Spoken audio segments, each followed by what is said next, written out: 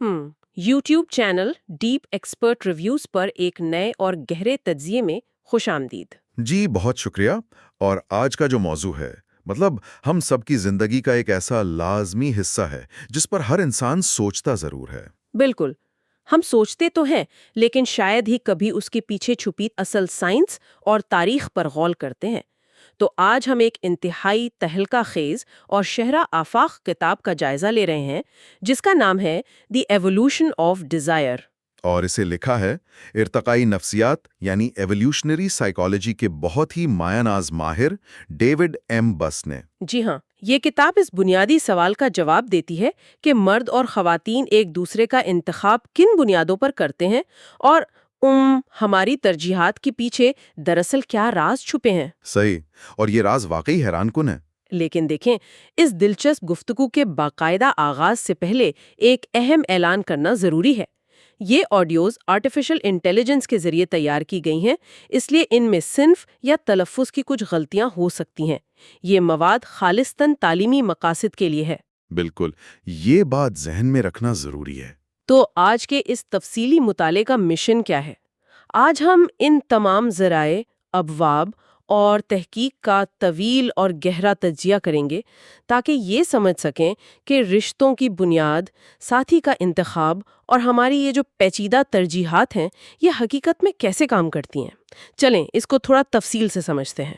یہاں جو بہت سب سے زیادہ دلچسپ ہے وہ یہ ہے کہ رشتوں میں تنازعات، الجھنیں اور طلاق کا یہ رجحان ہماری کسی ذاتی ناکامی کا نتیجہ ہرگز نہیں ہے۔ اچھا، لوگ تو اکثر خود کو ہی قصوروار ٹھہراتے ہیں۔ بالکل، عام طور پر یہی سمجھا جاتا ہے کہ محبت ہمیشہ خوشگوار ہونی چاہیے، لیکن اس کے پیچھے دراصل لاکھوں سال کی ارتقائی تاریخ اور بقا کی جنگ چھپی ہوئی ہے۔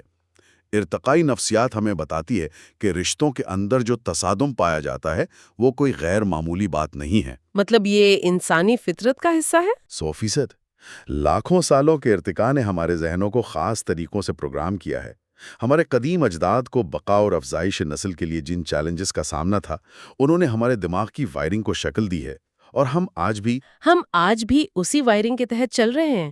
جی ہاں، آج کے ان جدید شہروں اور ڈیٹنگ ایپس کے دور میں بھی ہمارا دماغ بنیادی طور پر انہی قدیم اصولوں کے تحت فیصلے کر رہا ہے۔ یہ بات واقعی سوچنے پر مجبور کر دیتی ہے کہ ہم جتنا مرضی خود کو جدید سمجھ لیں، اندر سے ہم آج بھی وہی قدیم انسان ہیں۔ جب ہم ارتقاء کی بات کرتے ہیں تو سب سے پہلے چارلز ڈارون کا نام ذہن میں آتا ہے۔ بالکل، سروائیول آف دی فٹسٹ۔ دلچسپ بات لکھی ہے کہ ڈارون خود ایک چیز کو دیکھ کر سخت الجھن کا شکار تھا، اور وہ تھا مور یعنی پیکاک۔ ڈارون کی پریشانی واقعی وجہ تھی کہ وہ کسی بھی شکاری جانور کو دور سے نظر آ جائیں۔ بقا کے سخت اصولوں کے تحت تو ان پروں کو نہیں ہونا چاہیے تھا، کیونکہ یہ تو سیدھا جان کا خطرہ ہے۔ تو پھر لاکھوں سال کے ارتقاء میں یہ پر ختم کیوں نہیں ہوئے؟ دیکھیں، ڈارون کی اسی الجھن نے ایک نئے اور انقلابی نظریے کو جنم دیا جسے جنسی انتخاب یا سیکشل سلیکشن کہا جاتا ہے۔ ڈارون نے محسوس کیا ہے کہ ارتقاء کا مطلب صرف زندہ رہنا یا شکاریوں سے چھپ جانا نہیں ہے۔ تو پھر اصل مقصد کیا ہے؟ ارتقاء کی کامیابی کا سب سے بڑا پیمانہ ہے افزائش نسل، یعنی اپنے جینز کو اگلی نسل تک منتقل کرنا۔ اگر کوئی جانور 100 سال تک زندہ ہے لیکن اس کے بچے نہ ہوں تو ارتقائی لحاظ سے وہ ایک ناکام جانور ہے۔ تو مور کے پر دراصل مادہ مور کو متوجہ کرنے کا سب سے بڑا ذریعہ ہے۔ مادہ مور اسی نر کا انتخاب کرتی ہے جس کے پر سب سے شاندار اور چمکدار ہوں۔ مطلب جو خصوصیات ساتھی کو متوجہ کرتی ہیں وہ آگے بڑھتی ہیں، چاہے وہ بقا کے لیے نقصان دہ ہی کیوں نہ ہو۔ تو اس جنسی انتخاب کی بھی اقسام ہوتی ہیں نا؟ جی، بنیادی طور پر 2 اقسام ہیں۔ پہلی وہ جہاں ایک ہی صنف کے افراد ملن کے لیے آپس میں مقابلہ کرتے ہیں۔ اس کی سب سے بہترین مثال ایلیفینٹ سیلز کی ہیں۔ وہ جو ساحلوں پر لڑتے ہیں؟ بالکل، ان کے نر سائز میں مادہ سے کئی گنا بڑے اور بے حد جارحانہ ہوتے ہیں۔ ملن کے موسم میں یہ نر آپس میں انتہائی خونی لڑائیاں لڑتے ہیں۔ جو جیتتا ہے وہ درجنوں ماداؤں کا قبیلہ بناتا ہے، اور جو ہار جاتا ہے وہ ارتقائی دوڑ سے باہر۔ یہ تو بہت سخت مقابلہ ہے۔ اور دوسری قسم وہ ہے جہاں ایک صنف، عام طور پر مادہ، دوسری صنف کا انتخاب کرتی ہیں، بالکل مادہ مور کی طرح۔ اچھا، یہ تو جانوروں کی بات ہو گئی۔ لوگ سوچتے ہیں کہ انسان تو باشعور ہیں، تو کیا ہمارے اندر بھی یہی اصول کام کر رہے ہیں؟ ڈیوڈ بس نے اس بات کو ثابت کرنے کے لیے جو تحقیق کی وہ تو بہت کمال ہے۔ جی 37 مختلف ثقافتوں کا مطالعہ کیا انہوں نے۔ کوئی چھوٹی موٹی تحقیق نہیں تھی۔ آسٹریلیا کے جدید شہروں سے لے کے زمبابوے کے دیہات تک 10,000 سے زائد افراد کا ڈیٹا۔ اس کا مقصد یہی دیکھنا تھا کہ کیا ہماری ترجیحات صرف ہالی ووڈ یا مغربی میڈیا کی پیداوار ہے۔ اور جو نتائج آئے انہوں نے سماجی سائنس میں بھونچال لا دیا۔ یہ ثابت ہو گیا کہ انسانوں کی پسند صرف کلچر کی دین نہیں ہے، مردوں اور عورتوں کی ترجیحات میں بنیادی اور حیاتیاتی فرق موجود ہیں جو پوری دنیا میں یکساں ہیں۔ اور اس فرق کی سب سے بڑی وجہ ہماری بائیولوجی ہے۔ بالکل، اگر بنیادی خلیوں کو دیکھیں تو مادہ کے ایگ سائز میں بڑے ہوتے ہیں اور عورت کی پوری زندگی میں ان کی تعداد انتہائی محدود ہوتی ہے۔ جبکہ مردوں کے خلیات یعنی سپرمز بہت چھوٹے ہوتے ہیں اور روزانہ کروڑوں کی تعداد میں بنتے ہیں۔ یہی وہ بایولوجیکل انویسٹمنٹ یعنی سرمایہ کاری کا فرق ہے جو ہماری پوری نفسیات بدل دیتا ہے۔ مجھے اس سرمایہ کاری والے نقطے میں بہت متاثر کیا کیونکہ انسانوں میں عورت کے لیے یہ سرمایہ کاری بہت بھاری ہے۔ مرد کے لیے ملن شاید چند لمحوں کا عمل ہو، لیکن عورت کے لیے 9 ماہ کا طویل حمل، جسمانی تبدیلیاں، پھر پیدائش کی مشقت، اور پھر سالوں تک بچے کو دودھ پلانا اور حفاظت کرنا۔ جی ہاں، غاروں کے دور میں اگر عورت غلط ساتھی چن لیتی، کوئی ایسا مرد جو حاملہ کر کے چھوڑ جائے، تو اس کٹھن ماحول میں عورت اور بچے کی جان خطرے میں پڑ جاتی تھی۔ اسی لیے خواتین رشتوں کے انتخاب میں زیادہ چھان بین کرتی ہیں۔ بالکل قدرتی بات ہے۔ کتاب میں ایک پرندے کی مثال ہے، افریقہ کا ویور برڈ یعنی جولاہا پرندہ۔ اس میں نر ایک بہت پیچیدہ گھونسلہ بناتا ہے اور پھر اس کے نیچے الٹا لٹک کر مادہ کو متوجہ کرتا ہے۔ مادہ اڑ کر آتی ہے اور پورے 10 منٹ تک اس گھونسلے کا کڑی نظر سے معائنہ کرتی ہے۔ 10 منٹ تک؟ وہ تنکوں کو کھینچ کر دیکھتی ہے کہ مضبوط بھی ہیں یا نہیں، اور اگر ذرا سی بھی خامی ہو تو وہ اسے مسترد کر کے چلی جاتی ہے۔ پھر نر کو صفر سے دوبارہ گھونسلہ بنانا پڑتا ہے۔ تو اس سب کا مطلب کیا ہے؟ اس سب کا مطلب یہ ہے کہ مادہ پرندہ محض نخرے نہیں کر رہی، وہ اپنی اور ہونے والے بچوں کی بقا کا ایک انتہائی سنجیدہ ٹیسٹ لے رہی ہے۔ وہ چیک کر رہی ہے کہ یہ نر ایک محفوظ اور دیر پا ٹھکانہ دے سکتا ہے یا نہیں۔ بالکل انسانی ارتقاء کی طرح۔ صحیح کہا۔ عورتوں کی نفسیات بھی ایسے ہی ڈھلی کہ وہ ان مردوں کو ترجیح دینے لگے جو محض وقتی کشش نہیں بلکہ ٹھوس وسائل، تحفظ اور استحکام دے سکیں۔ اور یہ کوئی لالچ نہیں، بقا کی جنگ تھی۔ وہ جو 37 ثقافتوں کی تحقیق تھی، اس کا بھی یہی نتیجہ تھا نا؟ جی، اس کا مستقل نتیجہ یہ تھا کہ دنیا بھر میں عورتیں مردوں کی نسبت مالی وسائل کو دوگنی اہمیت دیتی ہیں۔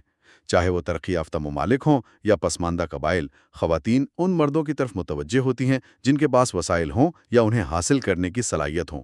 وسائل کی بات پر مجھے وہ گرے شرائک پرندے کی مثال یاد آ رہی ہے، جو کیڑے مکوڑے پکڑ کر کانٹوں پر چبھو کر ایک باقاعدہ پینٹری بناتا ہے۔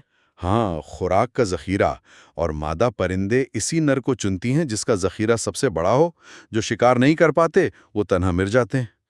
تو اگر وسائل کا ہونا اتنا اہم ہے تو اس سے عمر اور سماجی رتبے کا کنیکشن بھی سمجھ آ جاتا ہے۔ ڈیٹا کے مطابق خواتین دنیا بھر میں اوسطاً ایسے مردوں کو پسند کرتی ہیں جو ان سے لگ بھگ 3.5 سال بڑے ہوں۔ بالکل۔ بظاہر نوجوان مرد زیادہ توانا ہوتے ہیں، لیکن وسائل کے لحاظ سے دیکھیں تو عمر کے ساتھ تجربے اور اثاثوں میں اضافہ ہوتا ہے۔ اگر ہم اس سے بڑی تصویر کے ساتھ جوڑیں تو قدیم شکاری معاشروں میں بقا کا دار و مدار شکار پر تھا۔ نوجوان مرد کے پاس طاقت تو تھی، لیکن جنگل کا علم اور قبیلے میں رتبہ عموماً 30 سال کی عمر میں جا کر عروج پر پہنچتا تھا۔ اچھا، اس لیے قدرے بڑی عمر کے مرد زیادہ قابل اعتماد سمجھے گئے۔ جی ہاں، ارتقائی طور پر دماغ میں یہ پیٹرن بیٹھ گیا کہ بڑی عمر کے مرد مستحکم ہوتے ہیں۔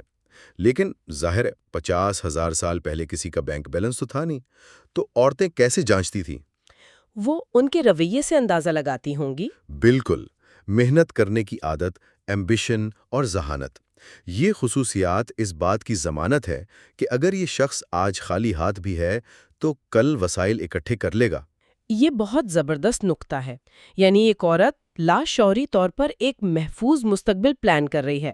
لیکن رکیے، کیا سب کچھ صرف پیسہ اور وسائل ہی ہیں؟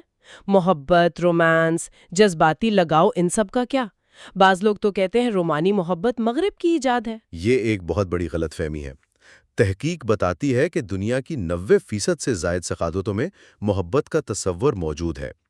ارتقائی نفسیات کے مطابق محبت محض ایک جذبہ نہیں، بلکہ عورتوں کے لیے محبت، وفاداری اور مہربانی دراصل کمٹمنٹ یعنی وابستگی کا سب سے بڑا ثبوت ہے۔ یہ کیسے؟ ذرا سوچیں، ایک مرد کے پاس بے تحاشا وسائل ہیں لیکن وہ جذباتی طور پر وابستہ نہیں ہے، تو کیا گارنٹی ہے کہ وہ وسائل اس عورت اور بچوں پر خرچ ہوں گے؟ ہاں، وہ تو کسی بھی وقت چھوڑ کر جا سکتا ہے۔ اسی لیے خواتین ان مردوں کو ناپسند کرتی ہیں جو جذباتی طور پر غیر مستحکم ہوں۔ غصہ یا بے حسی کو ایک بہت بڑا ریڈ فلیگ سمجھا جاتا ہے۔ محبت اور جذبات اپنی جگہ، لیکن اس خطرناک قدیم ماحول میں جسمانی تحفظ بھی تو اہم تھا۔ کتاب میں وہ جو گلیڈیٹر مینڈک کی مثال ہے، وہ بم ٹیسٹ والی؟ ہاں، بم ٹیسٹ۔ اس میں مادہ ملن سے پہلے نر کو جان بوجھ کر زور سے دھکا دیتی ہے، یہ دیکھنے کے لیے کہ وہ اپنی جگہ پر مضبوطی سے کھڑا رہتا ہے یا گر جاتا ہے۔ اور اگر وہ ہل جائے تو وہ اسے وہیں مسترد کر دیتی ہے۔ وہ صرف مضبوط نر کا انتخاب کرتی ہے۔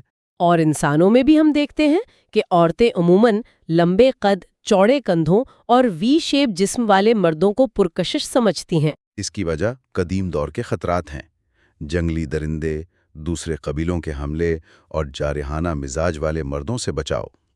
ایک توانا مرد بہترین ڈھال کا کام دیتا تھا، اور ساتھ ہی صحت کی نشانیاں بھی بہت اہم ہیں۔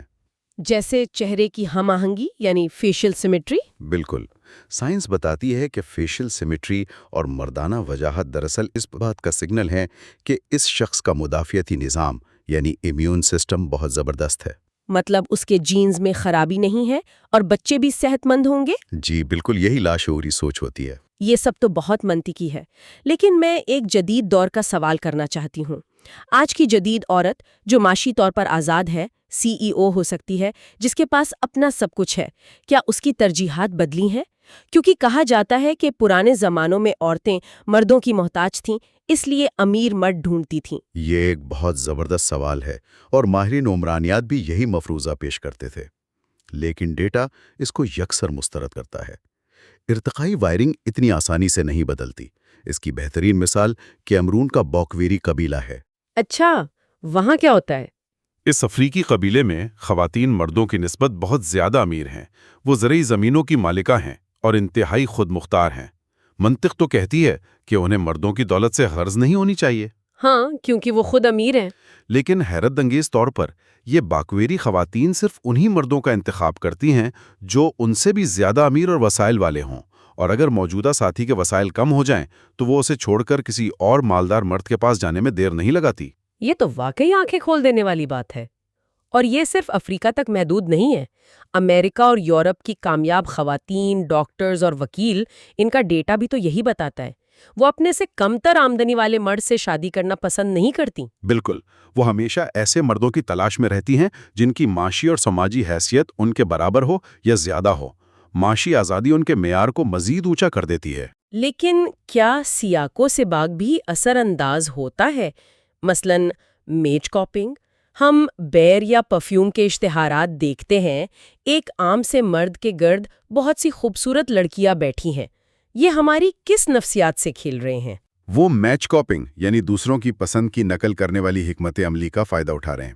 جب عورتیں دیکھتی ہیں کہ دوسری عورتیں کسی مرد کو توجہ دے رہی ہیں تو اس مرد کی کشش اچانک بڑھ جاتی ہے، کیونکہ دماغ سوچتا ہے کہ اس میں یقیناً کوئی خاص بات ہوگی۔ بالکل، دماغ یہ شارٹ کٹ لیتا ہے کہ دوسروں نے اس کی کوالٹی کی تصدیق کر دی ہے۔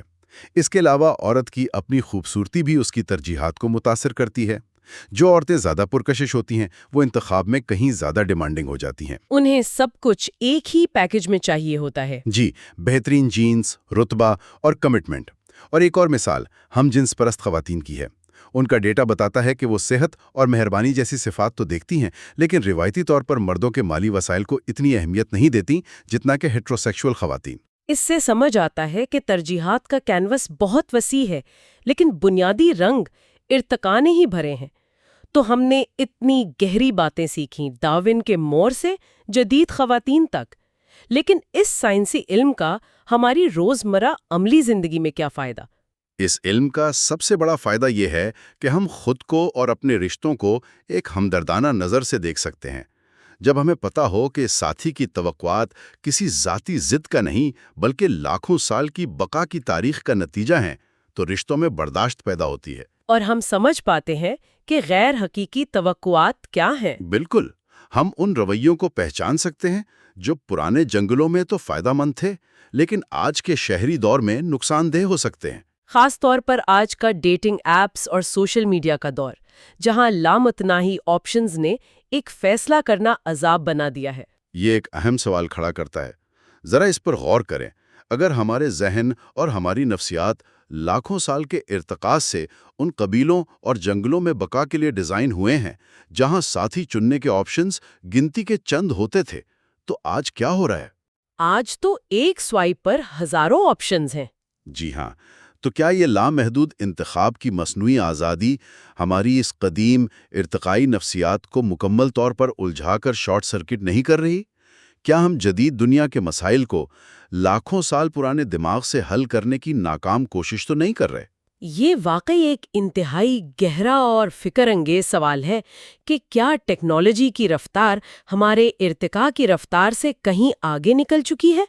خیر، آج ہم نے انسانی رشتوں کی جو گرہیں سلجھائی ہیں، یہ جان کر بہت شاندار احساس ہوا کہ ہمارے آج کے انتخاب ہمارے قدیم اجداد سے جڑے ہیں۔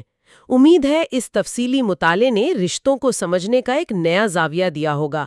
ہم اگلے حصے میں اگلے باب کے ساتھ اس سلسلے کو جاری رکھیں گے۔ گزشتہ نشست کے تسلسل کو اگر ہم آگے بڑھائیں، جہاں ہم نے انسانی رویوں اور ارتقائی نفسیات پر مبنی اس کتاب کے ابواب کا سلسلہ وار مطالعہ شروع کیا تھا، تو آج کا یہ تفصیلی جائزہ اسی کڑی کا ایک بہت ہی دلچسپ حصہ ہے۔ پچھلی بار ہم نے بقا اور ملاپ کے بنیادی اصولوں کو سمجھا تھا۔ جی بالکل، اور پچھلی گفتگو کی بنیاد پر ہی آج کے موضوع کو جوڑا جا رہا ہے۔ آج کا ہمارا موضوع کتاب کے باب نمبر 3 پر مبنی ہے، جس کا عنوان ہے مرد کیا چاہتے ہیں۔ اس تفصیلی جائزے کا اصل مقصد ان تمام ذرائع کا نچوڑ نکالنا ہے جو یہ بتاتے ہیں کہ ارتقائی نقطہ نظر سے جب ایک مرد کسی طویل مدتی شریک حیات یعنی ایک لائف پارٹنر کا انتخاب کرتا ہے تو اس کی ترجیحات آخر ہوتی کیا ہیں۔ اور سننے والوں کے لیے یہ جاننا بہت اہم ہے کہ ان ترجیحات کے پیچھے کون سے حیاتیاتی اور ارتقائی حقائق کار فرما ہیں، کیونکہ یہ معلومات ان سب کے لیے اہم ہیں جو انسانی رشتوں اور خوبصورتی کے معیارات کی اصل وجہ جاننے کا تجسس رکھتے ہیں۔ جب میں یہ باب پڑھ رہا تھا تو سچ کہوں میں بھرپور جوش کے ساتھ واقعی حیران رہ گیا کہ ہماری جدید زندگی کے جو فیصلے ہمیں لگتا ہے کہ ہم بالکل اپنی مرضی سے لے رہے ہیں، وہ دراصل لاکھوں سال پرانے ارتقائی رازوں سے جڑے ہوئے ہیں۔ یہ ایک بہت ہی عام غلط فہمی ہے کہ ہم اپنے فیصلے خود کرتے ہیں۔ اگر ہم ایک بہت ہی بنیادی سوال سے شروعات کریں تو ارتقائی لحاظ سے مردوں کے لیے بغیر کسی کمٹمنٹ کے عارضی تعلقات زیادہ آسان تھے نا؟ بالکل، اپنے جینز آگے پھیلانے کا یہ سب سے آسان طریقہ تھا۔ تو پھر انہوں نے شادی یا طویل مدتی رشتے کا انتخاب کیوں کیا؟ یہ واقعی کمٹمنٹ کا ایک بہت بڑا معمہ ہے اور اس کا جواب اتنا ہی دلچسپ ہے۔ یہاں جو سب سے حیران کن بات سامنے آتی ہے وہ یہ ہے کہ ارتقائی معاشیات میں کمٹمنٹ کا فیصلہ دراصل مردوں کا اپنا آئیڈیا تھا ہی نہیں۔ اچھا، تو یہ آئیڈیا آیا کہاں سے؟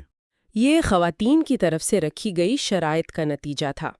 قدیم زمانے میں خواتین نے عام طور پر بغیر کسی ٹھوس کمٹمنٹ کے تعلقات قائم کرنے سے صاف انکار کر دیا تھا، جس نے مردوں کو مجبور کیا کہ وہ طویل مدتی رشتے میں آئیں۔ میرا مطلب ہے کہ ان کے پاس کھونے کے لیے بہت کچھ تھا، جیسے کہ 9 مہینے کا حمل اور پھر برسوں کی دیکھ بھال۔ بالکل سچ کہا آپ نے۔ اگر مرد کمٹمنٹ نہیں دکھاتا تھا تو اسے میٹنگ مارکیٹ میں بہت بھاری نقصان اٹھانا پڑتا تھا۔ لیکن صرف خواتین کی شرائط ہی اکیلی وجہ نہیں تھی، ایک اور بہت بڑی وجہ بچوں کی بقا تھی۔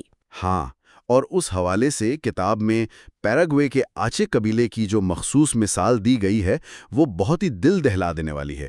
ہم آج کے ماڈرن دور میں بیٹھ کر اس سخت ماحول کا اندازہ نہیں لگا سکتے۔ جی، اس قبیلے کی ریسرچ واقعی آنکھیں کھول دینے والی ہے۔ وہاں اس قبیلے کے اندر اگر کسی باپ کی موت ہو جاتی ہے تو بچوں کی شرح اموات میں اچانک 10% تک اضافہ ہو جاتا ہے۔ بلکہ بعض اوقات قبیلے والے بغیر باپ کے بچوں کو خود ہی مار دیتے ہیں۔ یہ لٹرلی زندگی اور موت کا مسئلہ تھا۔ اور اسی لیے مرد کے پاس طویل مدتی رشتے میں آنے کے سوا کوئی بہتر راستہ تھا ہی نہیں۔ اپنے جینز کو آگے بڑھانے کے لیے اسے اپنے بچوں کو زندہ رکھنا تھا۔ لیکن یہاں آ کر مردوں کو ایک ارتقائی مسئلے کا سامنا کرنا پڑا۔ وہ کیا مسئلہ تھا؟ مرد کو ایک ایسی ساتھی چاہیے تھی جو بچے پیدا کرنے کی صلاحیت رکھتی ہو، یعنی فرٹائل ہو۔ مسئلہ یہ تھا کہ انسانی خواتین میں یہ فرٹیلٹی کسی واضح جسمانی نشانی کے ذریعے ظاہر نہیں ہوتی۔ اسے پوشیدہ بیضاریزی یا کنسیلڈ اوویولیشن کہتے ہیں۔ یہ بات سوچنے کی ہے۔ جب میں نے چمپینزی والی مثال پڑھی تو میں ہنس پڑا۔ چمپینزیز، جو کہ ہمارے سب سے قریبی ارتقائی رشتہ دار ہیں، ان میں جب مادہ فرٹائل ہوتی ہے تو اس کی رنگت سرخ ہو جاتی ہے اور واضح نشانیاں ظاہر ہوتی ہیں۔ بالکل ایسا لگتا ہے جیسے کوئی سگنل مل رہا ہو۔ ہاں، جیسے کوئی ریڈ نیون سائن چل رہا ہو۔ اس کے برعکس انسانی خواتین میں یہ عمل مکمل طور پر پوشیدہ ہوتا ہے، کوئی سگنل نہیں ہوتا۔ اور اسی پوشیدگی کی وجہ سے قدیم مردوں کے اندر ایک نیا سسٹم پیدا ہوا۔ ماہرین اسے ارتقائی ریڈار کہتے ہیں۔ چونکہ وہ فرٹیلٹی کو ڈائریکٹ نہیں دیکھ سکتے تھے تو ان کے اندر جوانی اور صحت کو پہچاننے کا ریڈار پیدا ہو گیا۔ کیونکہ جوانی اور صحت ہی تولیدی صلاحیت کی سب سے بڑی نشانیاں ہیں۔ بالکل، ایک عمر رسیدہ یا بیمار خاتون ارتقائی لحاظ سے اتنے بچے پیدا نہیں کر سکتی جتنے ایک جوان اور صحت مند خاتون کر سکتی ہے۔ لیکن ایک سیکنڈ، دنیا بھر میں اگر مرد کم عمر خواتین پسند کرتے ہیں تو اس کی وجہ کلچر یا معاشرے کا دباؤ بھی تو ہو سکتی ہے نا۔ میرا مطلب ہے کہ ایک ینگر پارٹنر کو کنٹرول کرنا زیادہ آسان ہوتا ہے۔ یہ ضروری تو نہیں کہ یہ سب بایولوجی کا ہی کیا جا رہا ہو۔ یہ بہت اہم سوال ہے اور سالوں تک یہی سوچا جاتا تھا کہ یہ کلچرل ہے، لیکن 37 مختلف معاشروں کی ریسرچ کا جو حوالہ اس کتاب میں دیا گیا ہے اس نے ثابت کر دیا کہ یہ عالمی رجحان ہے۔ یعنی ہر کلچر میں ایک ہی پیٹرن ملا؟ بالکل، ان 37 معاشروں میں ثابت ہوا کہ دنیا بھر میں مرد اوسطاً 2.5 سال کم عمر خواتین کو ترجیح دیتے ہیں۔ یہ محض کوئی ثقافتی اتفاق نہیں ہو سکتا۔ ہاں، اور ایمیزون کے یانو مامو قبیلے کی مثال تو واقعی حیرت انگیز تھی۔ وہ لوگ بالکل ماڈرن کلچر سے کٹے ہوئے ہیں، لیکن وہ خواتین کے لیے ایک اصطلاح استعمال کرتے ہیں، موکو ڈوڈے، جس کا مطلب ہوتا ہے پکا ہوا پھل۔ بالکل پکا ہوا پھل یا تولیدی لحاظ سے تیار، یعنی 15 سے 18 سال کی وہ لڑکیاں جو بلوغت کو پہنچ چکی ہیں۔ یہ ان کا ارتقائی ریڈار ہی تو ہے۔ اور صرف قبیلے ہی نہیں، اگر آپ نائجیریا اور زامبیا جیسے معاشرے دیکھیں جہاں ایک سے زیادہ شادیاں رائج ہیں، وہاں مرد عموماً 6.5 سے 7.5 سال کم عمر خواتین کا انتخاب کرتے ہیں۔ اس کی کیا وجہ ہے؟ کیا وہاں کا کلچر مختلف ہے؟ وہاں مرد زیادہ عمر میں معاشی استحکام حاصل کرتے ہیں، اور جیسے جیسے مردوں کی عمر بڑھتی ہے ان کی پسند میں عمر کا یہ فاصلہ بڑھتا ہی جاتا ہے، کیونکہ مرد کی عمر چاہے جو بھی ہو اس کا ریڈار اسی فرٹیلٹی والی عمر پر لاک رہتا ہے۔ لیکن اس کنٹرول والے نظریے کا کیا ہوا جو میں نے پہلے اٹھایا تھا؟ اگر زیادہ عمر کا آدمی کم عمر خاتون سے شادی کر رہا ہے تو وہاں تو مردانہ طاقت اور کنٹرول کا نظریہ نظر آ رہا ہے نا۔ اس غلط فہمی کو دور کرنے کے لیے 15 سال کے نوجوان لڑکوں کی ترجیح والی حیران انگیز حقیقت بیان کی گئی ہے۔ جب ان 15 سالہ لڑکوں سے پوچھا گیا تو انہوں نے اپنے سے قدرے بڑی عمر یعنی 17 یا 18 سال کی لڑکیوں کو پسند کیا۔ واؤ، یہ واقعی پرانے نفسیاتی نظریات کو اڑا کر رکھ دیتا ہے، کیونکہ نفسیات کی پرانی ری انفورسمنٹ تھیوری کہتی ہے کہ انسان وہ کام کرتا ہے جس پر اسے انعام ملے۔ ان 15 سال کے لڑکوں کو 18 سال کی لڑکیوں سے تو کوئی لفٹ نہیں ملتی۔ بالکل، اور ان لڑکوں کے پاس معاشرے میں کوئی مردانہ طاقت یا کنٹرول بھی نہیں ہوتا، تو کنٹرول کا نظریہ بھی غلط ثابت ہو گیا۔ یہ صرف ارتقائی فرٹیلٹی کے نظریے سے ہی درست ثابت ہوتا ہے کہ ان کا دماغ 17-18 سال کی عمر کو ٹارگٹ کر رہا ہے۔ یہ بات بالکل منطقی لگتی ہے۔ اب جب ہم نے عمر کے اس تعلق کو سمجھ لیا ہے تو خوبصورتی کی سائنس اور جسمانی خدوخال کی طرف آتے ہیں۔ ہم اکثر سنتے ہیں کہ خوبصورتی دیکھنے والے کی آنکھ میں ہوتی ہے اور یہ محض ثقافتی ہے۔ یہی تو سب سے بڑی غلط فہمی ہے۔ خوبصورتی محض ثقافتی نہیں ہے۔ ہاں، کتاب میں جوڈتھ لینگلوئس کی بچوں پر کی گئی ریسرچ کا ذکر کیا گیا ہے جس نے میرے ہوش اڑا دیے۔ ان چھوٹے بچوں کو جو ابھی کلچر یا میڈیا سے بالکل متاثر نہیں ہوئے تھے، مختلف چہرے دکھائے گئے۔ اور نتیجہ کیا نکلا؟ نتیجہ یہ نکلا کہ وہ چھوٹے بچے بھی پرکشش چہروں اور ماس کو زیادہ دیر تک دیکھتے ہیں اور ان کے ساتھ خوشی سے کھیلتے ہیں۔ سوسائٹی نے ابھی انہیں نہیں سکھایا تھا کہ خوبصورت کسے کہتے ہیں۔ اس سے ثابت ہوتا ہے کہ ہمارے دماغ میں پہلے سے ایک بیوٹی ٹیمپلیٹ موجود ہے اور اس میں سب سے اہم چیز توازن یعنی سیمیٹری ہے۔ سڈول اور متوازن چہرہ ارتقائی طور پر اس بات کا اشارہ ہے کہ انسان جینیاتی تبدیلیوں سے پاک ہے۔ جینیاتی تبدیلیوں یعنی میوٹیشنز اور طفیلیوں سے؟ بالکل، طفیلیوں یعنی پیراسائٹ سے پاک اور صحت مند ہے۔ ایک متوازن چہرہ دیکھنے کا مطلب ہے ایک بہترین مدافعتی نظام یعنی امیون سسٹم کا اشتہار دیکھنا۔ یعنی خوبصورتی اصل میں صحت کا سرٹیفکیٹ ہے، اور صرف چہرہ ہی نہیں، جسم کے تناسب کے حوالے سے دیویندرا سنگھ کی تحقیق کا تفصیلی ذکر بھی کمال تھا۔ 0.70 کا کمر اور کولہے کا تناسب یعنی ویسٹ ٹو ہپ ریشو۔ یہ ریشو ارتقائی طور پر سب سے زیادہ پرکشش مانا جاتا ہے۔ بلوغت کے بعد خواتین نے ایسٹروجن ہارمون کی وجہ سے چربی کی تقسیم بدلتی ہے۔ یہ تناسب صحت اور تولیدی صلاحیت کا بہت بڑا ثبوت ہے۔ اور سب سے اہم بات کہ یہ اس بات کا ثبوت ہے کہ خاتون فی الحال حاملہ نہیں ہے، کیونکہ حمل کے دوران یہ تناسب فوراً بدل جاتا ہے۔ بالکل صحیح کہا آپ نے۔ قدیم مرد کسی ایسی خاتون پر اپنے وسائل ضائع نہیں کرنا چاہتا تھا جو پہلے سے حاملہ ہو۔ اور یہ تناسب اتنا پکا ہے کہ پلے بوائے اور بیوٹی کانٹیسٹ کی فاتح خواتین کے جسمانی تناسب کا حوالہ دیا جائے تو دہائیوں تک خواتین کا وزن کم ہونے کے باوجود ان کا ریشو 0.70 ہی رہا۔ اس سے ایک اور سوال پیدا ہوتا ہے، کیا یہ ساری کشش صرف بچے پیدا کرنے کے لیے ہے؟ اس کا ایک بہت بڑا تعلق مرد کے سماجی رتبے سے بھی ہے۔ ایک خوبصورت شریک حیات مرد کے سماجی رتبے کو بڑھاتی ہے۔ یعنی بصری کشش صرف بچوں کے لیے نہیں بلکہ دوسرے مردوں کو اپنی کامیابی دکھانے کا ذریعہ بھی ہے۔ بالکل، اور اس ارتقائی میکانزم کی طاقت کا اندازہ ہم جنس پرست یعنی گے مردوں کی ترجیحات سے بھی لگایا جا سکتا ہے۔ ہاں، یہ پوائنٹ بہت دلچسپ تھا۔ ہم جنس پرست مردوں کی ترجیحات بھی عام مردوں جیسی ہی ہوتی ہیں۔ وہ بھی جوانی اور جسمانی کشش کو ہی اہمیت دیتے ہیں، باوجود اس کے کہ انہیں بچے پیدا نہیں کرنے۔ جبکہ دوسری طرف ہم جنس پرست خواتین یعنی لیسبینز عام خواتین کی طرح جسمانی کشش پر کم زور دیتی ہیں۔ یہ ثابت کرتا ہے کہ مردانہ ارتقائی میکانزم اپنی جگہ برقرار رہتا ہے، چاہے جنسی رجحان کچھ بھی ہو۔ اس ساری ریسرچ سے مجھے خیال آ رہا ہے، ہم ہمیشہ میڈیا اور اشتہارات پر تنقید کرتے ہیں کہ انہوں نے خوبصورتی کے معیارات بنائے ہیں، لیکن یہ ایک غلط فہمی ہے۔ میڈیا خوبصورتی کے معیارات بناتا نہیں ہے۔ جانتے ہیں کہ ہمارا دماغ کون سے سگنلز پر ٹریگر ہوتا ہے۔ بالکل، اور یہ ہائی جیکنگ بہت خطرناک ہے۔ کمپیوٹر سے بہتر کی گئی یعنی فوٹو شاپ تصاویر دیکھنے کے بعد مردوں کا اپنی حقیقی شریک حیات سے غیر مطمئن ہونا ایک عام بات ہو گئی ہے۔ یہ سپر نارمل سٹیمیولائی کا کام کرتی ہیں، اور اس کا نتیجہ یہ نکلتا ہے کہ ان کا حقیقی رشتوں میں کمٹمنٹ میں کمی محسوس کرنا ایک خطرناک پہلو کے طور پر سامنے آتا ہے۔ ان کا دماغ دھوکے میں آ جاتا ہے۔ اور دھوکے سے بچنے کی یہ جنگ تو بہت پرانی ہے، جس نے اس پورے ارتقائی سفر میں مردوں کی نیندیں اڑائے رکھی تھیں، جسے نسب کا معمہ یا پیٹرنٹی پزل کہتے ہیں۔ چونکہ خواتین کی بیضا ریزی پوشیدہ ہوتی ہے، اس لیے قدیم مردوں کو کبھی 100% یقین نہیں ہوتا تھا کہ بچہ انہی کا ہے۔ یہ ارتقائی لحاظ سے ان کا سب سے بڑا خوف تھا۔ اس خوفناک مسئلے کو حل کرنے کے لیے مردوں کے دماغ نے پاک دامنی یعنی ورجنٹی اور وفاداری کی شرط رکھی۔ پاک دامنی اس بات کی ابتدائی ضمانت سمجھی جاتی تھی۔ لیکن پاک دامنی کی ثقافتی حیثیت ہر جگہ ایک جیسی نہیں ہے۔ ماہرین سویڈن اور چین کی متضاد مثالیں دیتے ہیں۔ سویڈن میں پاک دامنی کی اہمیت عالمی سطح پر سب سے کم، یعنی صرف 0.25۔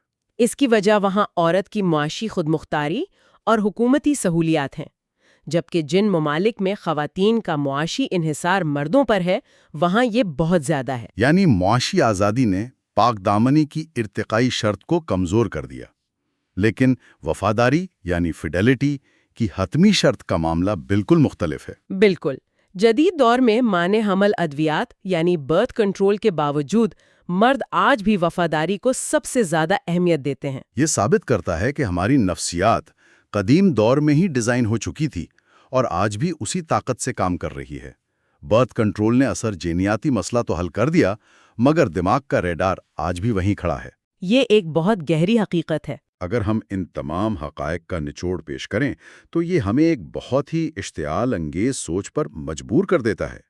اگر ہمارے رومانوی جذبات اور کشش مکمل طور پر لاکھوں سال پرانے حیاتیاتی پروگرامنگ اور بقا کے اصولوں کے پابند ہیں، تب کیا جدید دور میں محبت کے معاملے میں ہمارے پاس واقعی کوئی آزاد مرضی یا فری ول موجود ہے؟ بالکل، یہ سوال انسان کو اندر تک ہلا دیتا ہے کہ کیا ہم صرف ایک ارتقائی اسکرپٹ پر چل رہے ہیں؟ اس بحث کو سمیٹتے ہوئے یہ واضح کرنا بھی ضروری ہے کہ انسانی رشتوں کا یہ پہلو صرف شادی اور وفاداری تک محدود نہیں ہے، بلکہ ارتقائی تاریخ میں بے وفائی کی بھی جڑیں موجود ہیں۔ اگلے لیکچر میں ہم اگلے باب پر بات کریں گے، جس میں غیر رسمی تعلقات اور بے وفائی کے اسرار پر روشنی ڈالی جائے گی۔ اس تفصیلی جائزے میں خوش آمدید، جسے ہم ایک گہرا مطالعہ کا نام دیتے ہیں۔ آج کا موضوع کچھ ایسا ہے جو انسانی تاریخ کے آغاز سے ہی ہماری زندگیوں کا مرکز رہا ہے۔ بالکل، اور ہم شاذ و نادر ہی اس پر اتنی گہری اور سائنسی انداز میں بات کرتے ہیں۔ ہاں، مطلب آج ہم بات کر رہے ہیں انسانی تعلقات، کشش اور جنسی رویوں کی ارتقائی نفسیات کی۔ اور یہ ایک ایسا موضوع ہے جس پر عام طور پر بہت سی غلط فہمیاں پائی جاتی ہیں۔ ہمارے پاس جو ذرائع ہیں وہ ایک انتہائی شاندار سائنسی کتاب کے تفصیلی ابواب ہیں۔ صحیح، جو اس بات پر روشنی ڈالتے ہیں کہ مرد اور خواتین کے تعلقات بنانے کے طریقے اتنے مختلف کیوں ہیں۔ بالکل، ان کی ترجیحات اور کشش کے اصول ایک دوسرے سے الگ کیوں ہیں؟ اور یہاں ایک بات واضح کرنا بہت ضروری ہے۔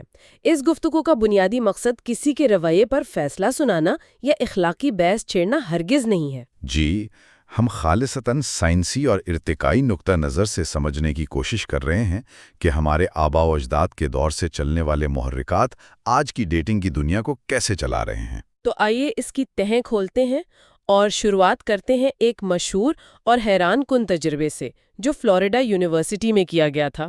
ہاں، وہ 1999 کی کلارک اور ہیٹ فیلڈ کی ریسرچ۔ بالکل، میں چاہوں گی کہ آپ اس بارے میں تھوڑا بتائیں کیونکہ اس کے نتائج نے روایتی سوچ کو ہلا دیا تھا۔ انہوں نے ایک پرکشش لڑکے اور لڑکی کو کیمپس میں بھیجا۔ ان کا کام اجنبی طالب علموں کے پاس جا کر یہ پوچھنا تھا کہ کیا تم آج رات میرے ساتھ جنسی تعلق قائم کرنا پسند کرو گے؟ بظاہر یہ بہت براہ راست پیشکش تھی۔ جی، اور خواتین کا رد عمل بالکل عام سوچ کے مطابق تھا۔ 100% خواتین نے انکار کر دیا، بلکہ اکثر نے برو منایا۔ اور مردوں کا رد عمل؟ 75% مردوں نے فوراً حامی بھر لی، اور جو 25% انکار کر رہے تھے وہ بھی اس لیے کہ ان کی رات کو کوئی اور مصروفیت تھی۔ ہاں، مطلب وہ اس پیشکش پر خوش تھے، لیکن کیا یہ صرف امریکی کلچر کا نتیجہ نہیں ہو سکتا؟ سائنسدانوں نے بھی یہی سوچا، اس لیے انہوں نے یہی تجربہ فرانس اور ڈنمارک جیسے آزاد خیال معاشروں میں دہرایا۔ اور وہاں کیا ہوا؟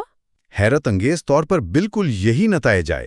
خواتین کا انکار تقریباً 100% اور مردوں کی بڑی اکثریت فوری تیار۔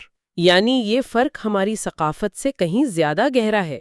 یہاں جو چیز حیران کن ہے وہ یہ ہے کہ یہ فرق ہماری ثقافت سے نہیں بلکہ ہماری حیاتیات اور ارتقائی ماضی سے جڑا ہے۔ حیاتیات سے؟ یہ تھوڑا پیچیدہ لگ رہا ہے، اسے کسی سادہ مثال سے سمجھائیں۔ مردوں میں سپرم کی پیداوار کو دیکھ لیں۔ ریسرچ بتاتی ہے کہ جب پارٹنرز ایک دوسرے سے کچھ عرصے دور رہتے ہیں تو مردوں کے جسم میں سپرم کی مقدار ڈرامیٹکلی بڑھ جاتی ہے۔ اچھا؟ اگر وہ 100% وقت اکٹھے گزاریں تو یہ لگ بھگ 399 ملین ہوتی ہے، لیکن اگر وہ اپنا صرف 5% وقت اکٹھے گزاریں تو اگلی بار ملنے پر یہ 712 ملین تک پہنچ جاتی ہے۔ دگنی؟ کیا جسم کو خود پتہ چل جاتا ہے کہ وہ دور تھے؟ اسے ارتقائی حیاتیات میں سپرم کمپٹیشن کہتے ہیں۔ قدیم دور میں جب مرد شکار پر جاتا تھا تو جسم کا الارم بتاتا تھا کہ کوئی حریف آ سکتا ہے۔ تو وہ اضافی فوج فیور تر لے کر تھا اپنی نسل آگے بڑھانے کے لیے۔ بالکل، اور خواتین کے حوالے سے بھی ایسے ہی ثبوت ہیں۔ ان کے آرگیزم کا کردار بہت اہم ہے۔ وہ کیسے؟ عام طور پر خواتین اگر آرگیزم محسوس نہ کریں تو ان کا جسم 35% سپرم ضائع کر دیتا ہے، لیکن آرگیزم کی صورت میں وہ 70% تک محفوظ کر لیتی ہیں۔ اور غیر ازدواجی تعلقات کے دوران؟ جو اکثر زرخیزی کے عروج پر ہوتے ہیں وہ یہ عمل زیادہ کثرت سے محسوس کرتی ہیں، گویا ان کا جسم خاص جینز محفوظ کر رہا ہوتا ہے۔ یہ جان کر مجھے امریکی صدر کیون کولج کا وہ واقعہ یاد آ گیا ہے، میں سناؤں؟ ضرور۔ وہ اس رویے کو سمجھنے کی بہترین مثال ہے۔ صدر اور ان کی اہلیہ ایک فارم پر گئے۔ خاتون اول نے مرغے کو بار بار ملاپ کرتے دیکھا تو گائیڈ سے پوچھا کہ یہ کتنی بار کرتا ہے؟ اور گائیڈ نے کہا درجنوں بار۔ تو خاتون اول نے کہا یہ بات صدر صاحب کو بتائیے گا۔ جب صدر کو پتا چلا تو انہوں نے پوچھا کیا مرغا ہر بار ایک ہی مرغی کے ساتھ ایسا کرتا ہے؟ گائیڈ نے کہا نہیں، ہر بار نئی مرغی کے ساتھ۔ تو صدر نے مسکرا کر کہا یہ بات میری اہلیہ کو ضرور بتائیے گا۔ اور یہیں سے کولج ایفیکٹ کی اصطلاح نکلی۔ مردوں میں اور ممالیہ جانوروں میں ایک ہی ساتھی کے ساتھ کشش کم ہونے لگتی ہے۔ لیکن نیا ساتھی آتے ہی کشش بیدار ہو جاتی ہے۔ جی، یہ ارتقائی ضرورت تھی، زیادہ مادہ ساتھیوں تک رسائی کی۔ اور یہی وجہ ہے مرد عارضی تعلقات کے لیے معیارات گرا دیتے ہیں۔ طویل مدتی رشتے میں وہ ذہانت اور عمر دیکھتے ہیں، پر عارضی میں یہ غیر اہم ہو جاتا ہے۔ اور وہ کلوزنگ ٹائم ایفیکٹ بھی تو ہے۔ شراب خانے بند ہونے کے وقت مردوں کو وہاں موجود خواتین اچانک زیادہ پرکشش لگتی ہیں۔ لوگ سمجھتے ہیں یہ بیئر گوگلز یا شراب کا اثر ہے۔ لیکن ریسرچ ثابت کرتی ہے کہ وقت ختم ہونے کے دباؤ سے دماغ معیارات گرا دیتا ہے تاکہ کوئی ساتھی مل سکے۔ تو اس سب کا کیا مطلب ہے؟ ریاضی کے حساب سے مردوں کو تو عارضی تعلق سے فائدہ تھا، زیادہ بچے، لیکن خواتین کا کیا فائدہ تھا؟ یہ بہت پیچیدہ پہلو ہے۔ خواتین کو ارتقائی طور پر اضافی سپرم کی ضرورت نہیں تھی۔ تو وہ کیوں ان تعلقات پر رضامند ہوتی تھیں؟ انہوں نے اسے ہوشیار حکمت عملی کے طور پر استعمال کیا۔ سب سے پہلا فائدہ تھا فوری مادی وسائل۔ یعنی قدیم دور میں گوشت کے بدلے تعلق؟ بالکل، اور آج بھی ہم دیکھتے ہیں کہ خواتین ان مردوں کو ترجیح دیتی ہیں جو شروع سے پیسے خرچ کریں یا تحفے دیں۔ ارتقائی ہارڈ ویئر وہی ہے، وسائل کی شکل بدل گئی ہے۔ اور مستقبل کے شوہر کو پرکھنا بھی تو ایک وجہ تھی۔ جی، تعلق قائم کر کے وہ دیکھتی تھیں کہ کیا یہ مرد مشکل وقت میں ساتھ دے گا، اور ایک بیک اپ ساتھی کی تلاش بھی تھی۔ کیونکہ قدیم دور خطرناک تھا، ساتھی مر جائے تو بقا خطرے میں پڑ جاتی تھی۔ اس لیے وہ دوسرے مضبوط مرد کو بیک اپ رکھتی تھیں، اور ایک نظریہ سیکسی سن ہائپوتھیسس بھی ہے۔ ہاں، پرکشش بیٹے کا نظریہ، یعنی بہترین جینز کے لیے عارضی تعلق۔ اگر شوہر وفادار ہے پر پرکشش نہیں تو وہ پرکشش مرد سے تعلق بناتی تھی تاکہ بیٹے بھی پرکشش ہو، تاکہ ان کی نسل کامیابی سے آگے بڑھے۔ کیا ہمارا موجودہ ماحول بھی کردار ادا کرتا ہے؟ بہت زیادہ۔ جن گھروں میں باپ موجود نہیں ہوتا وہاں بچیاں جلدی بالغ ہو کر عارضی تعلقات کی طرف مائل ہو سکتی ہیں، کیونکہ لاشعور پیغام لیتا ہے کہ مرد قابل بھروسہ نہیں ہے، دنیا غیر مستحکم ہے۔ اگر ہم اسے بڑی تصویر سے جوڑیں تو آج جامعات میں جہاں خواتین زیادہ ہیں وہاں ہک اپ کلچر پروان چڑھ رہا ہے۔ مردوں کی کمی کی وجہ سے خواتین کو عارضی تعلقات پر سمجھوتا کرنا پڑتا ہے۔ یہ مارکیٹ کی سپلائی اور ڈیمانڈ ہے۔ یہاں بات واقعی دلچسپ ہو جاتی ہے۔ مرد اور خواتین ایک دوسرے کو دیکھ کر حکمت عملی اپناتے ہیں۔ وہ پرندے روڈ رنر کی مثال۔ روڈ رنر نر چوہے کا شکار کر کے مادہ کو دکھاتا ہے پر کھانے نہیں دیتا جب تک وہ ملاپ پر رضامند نہ ہو۔ انسان بھی یہی کر رہے ہیں، مہنگی گاڑیاں، برانڈڈ کپڑے، بڑی ٹپ دینا۔ یہ مادی وسائل کا دکھاوا ہے۔ وہ پیغام دے رہے ہیں کہ میں کفالت کر سکتا ہوں۔ اور بچوں سے پیار کا دکھاوا بھی ایک سگنل ہے کہ وہ طویل مدتی رشتے کے لیے بہترین ہے۔ لیکن دھوکہ دہی بھی تو ہے۔ مرد عارضی تعلق کے لیے جھوٹی وابستگی کا ڈرامہ کرتے ہیں، ٹنڈر پر خود کو بوائے فرینڈ بنا کر پیش کرتے ہیں۔ اور وہ خفیہ حربے، چھوٹے مینڈکوں کی مثال۔ چھوٹے مینڈک بڑے مینڈک کے پاس چھپ جاتے ہیں اور مادہ کے آتے ہی راستے میں اسے روک کر فائدہ اٹھا لیتے ہیں۔ بالکل ووڈی ہیلن کی فلم کے سپرم کی طرح، جو اینک لگا کر چھپ کر بیٹھتا ہے اور موقع ملتے ہی کام کر جاتا ہے۔ اسے ارتقائی حیاتیات میں چھپے ہوئے ساتھی کہتے ہیں۔ خواتین کی مسابقت بھی پیچھے نہیں۔ میک اپ کا استعمال میڈیا کا دباؤ نہیں بلکہ ارتقائی ہتھیار ہے۔ وہ جوانی اور صحت کے ارتقائی سوئچز دبا رہی ہوتی ہیں۔ صاف جلد، سرخ گال، زرخیزی کے علامات ہیں۔ اور وہ حریفوں کو نیچا دکھانے کے لیے سلٹ شیمنگ کرتی ہیں، ان کے کردار پر وار کرتی ہیں۔ کیونکہ مردوں کے لیے وفاداری اہم ہے، خواتین حریف کے کردار کو خراب کر کے مرد کے ذہن میں شک کا بیج بوتی ہیں۔ یہ ایک اہم سوال کھڑا کرتا ہے، اگر سب کچھ وسائل اور وفاداری ہے تو ہم مزاح، فن اور میوزک کیوں تلاش کرتے ہیں؟ جیفری ملر کا فٹنس سگنلنگ ہائپوتھیسس اسے موڑ کے پروں کی طرح بتاتا ہے۔ جو اڑنے میں مدد نہیں دیتے پر ایماندارانہ سگنل ہیں کہ جینز صحت مند ہیں۔ بالکل۔ عمدہ لطیفہ یا موسیقی بتاتی ہے کہ دماغ بغیر کسی نقص کے کام کر رہا ہے۔ لیکن سٹیون پنکر اسے آڈیوٹری چیز کیک کہتے ہیں۔ ان کے مطابق یہ محض بڑے دماغ کا ایک ذیلی پیداواری لطف ہے، ارتقائی سفر کا بائی پروڈکٹ۔ اگر ہم گفتگو سمیٹیں تو مرد بغیر قیمت کے تعلق چاہتے ہیں اور خواتین مکمل وابستی چاہتی ہیں۔ اور یہ معلومات ہمیں طاقتور بناتی ہیں۔ برتھ کنٹرول نے ہمیں ارتقائی ماضی کی بیڑیوں سے آزاد کیا ہے۔ جاتے جاتے ایک گہری سوچ، کیا ہماری ماڈرن ٹیکنالوجی اور ڈیٹنگ ایپس ہمیں آزاد کر رہی ہیں یا یہ ہماری قدیم کمزوریوں کی جدید شکارگاہ بن چکی ہیں؟ یہ واقعی ایک سوچنے کا مقام ہے، اور یہ موضوع یہیں ختم نہیں ہوتا۔ ان دونوں حصوں کے درمیان جو گہرا ربط ہم نے آج دیکھا ہے، ہم اگلے لیکچر میں اس کتاب کے اگلے باب پر تفصیلی بحث کریں گے۔ دیکھیں گے کہ رشتہ بننے کے بعد اسے قائم رکھنا کتنا بڑا ارتقائی چیلنج ہے۔ آج کے اس ڈیپ ڈائیو میں ہم ایک ایسے موضوع پر بات کرنے جا رہے ہیں جو ہم سب کی زندگیوں کے ارد گرد گھومتا ہے، لیکن ہم شاذ و نادر ہی اس کے سائنسی پہلو پر غور کرتے ہیں۔ بالکل، یہ ایک ایسا موضوع ہے جس کا سامنا ہم سب کرتے ہیں۔ ہاں، ہم بات کر رہے ہیں انسانی رشتوں کی بقا کی، اپنے ساتھی کو اپنے ساتھ جوڑے رکھنے کی اس انوکھی اور بعض اوقات تھکا دینے والی جدوجہد کی، اور محبت اور حسد کے پیچھے چھپی ارتقائی نفسیات کی۔ یعنی یہ ایک ایسا موضوع ہے جو بظاہر تو خالصتاً جذباتی لگتا ہے، لیکن اس کے پیچھے لاکھوں سال کی انسانی تاریخ اور بقا کی ایک پوری خاموش جنگ چھپی ہے۔ بالکل صحیح کہا آپ نے، اور آج اس سنسنی خیز موضوع کی تہوں تک پہنچنے کے لیے ہمارے پاس جو ذرائع اور تحقیقی مقالے ہیں وہ واقعی کمال کے ہیں۔ بہت زبردست ہے۔ ہم ارتقائی نفسیات کی جدید ترین تحقیق کا سہارا لیں گے، جانوروں اور حشرات کے عجیب و غریب رویوں کے ساتھ انسانی جبلت کا موازنہ کریں گے، اور دنیا بھر کی مختلف ثقافتوں سے اکٹھا کیے گئے ڈیٹا کا بغور جائزہ لیں گے، جس میں برازیل کے جدید شہروں سے لے کر افریقہ کے قدیم طرز زندگی گزارنے والے قبائل تک کی معلومات شامل ہیں۔ ایسا ہی ہے، یہ ڈیٹا بہت وسیع ہے۔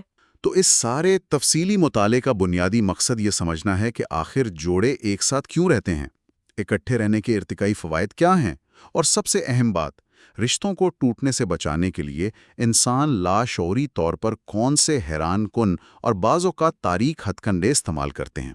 چلیں اس کی تفصیل میں جاتے ہیں۔ ضرور۔ سب سے پہلے بات کرتے ہیں ایک ساتھ رہنے کے فوائد کی۔ ارتقائی سائنس بتاتی ہے کہ جب دو لوگ ایک مستحکم رشتے میں بنتے ہیں تو انہیں بقا کے بے شمار فوائد حاصل ہوتے ہیں۔ جیسے کہ ان کے وسائل یکجا ہو جاتے ہیں، زندگی کی محنت بٹ جاتی ہے۔ ہاں، شکاریوں یا باہمی دشمنوں کے خلاف ایک مشترکہ محاذ بنتا ہے، اور سب سے بڑھ کر بچوں کی بہترین پرورش کے لیے ایک محفوظ ماحول ملتا ہے۔ اور اس تصویر کا دوسرا رخ یہ ہے کہ اگر یہ رشتہ کسی وجہ سے ٹوٹ جائے تو اس کے ارتقائی نقصانات بھی اتنے ہی بھاری ہوتے ہیں۔ مطلب وہ تمام وقت، توانائی اور محنت ضائع ہو جاتی ہے۔ بالکل، جو ایک ساتھی کو چننے اور اس رشتے کو پروان چڑھانے میں لگی، وہ پل بھر میں ختم ہو جاتی ہے۔ خاندانی اور سماجی رابطے بکھر جاتے ہیں، اور بچوں کو نئے اور بسا اوقات سنگین خطرات کا سامنا کرنا پڑ سکتا ہے۔ تاریخ کے ہر دور میں رشتے کو توڑنے سے بچانا انسانی بقا کے لیے واقعی ایک بہت بڑا چیلنج رہا ہے۔ لیکن دلچسپ بات یہ ہے کہ رشتے بچانے کی یہ بےتابانہ جدوجہد صرف انسانوں تک محدود نہیں ہے۔ یہ بات بہت حیران کن ہے۔ سچ کہوں تو ہمارے ذرائع میں حشرات اور جانوروں کی دنیا سے ایسی حیران کن اور تھوڑی عجیب و غریب مثالیں موجود ہیں جو عقل دنگ کر دیتی ہیں۔ جیسے وہ بھڑ والی مثال؟ ہاں، مثال کے طور پر نر بھڑ جب اسے کوئی مادہ ملتی ہے تو وہ کوئی خطرہ مول نہیں لیتا۔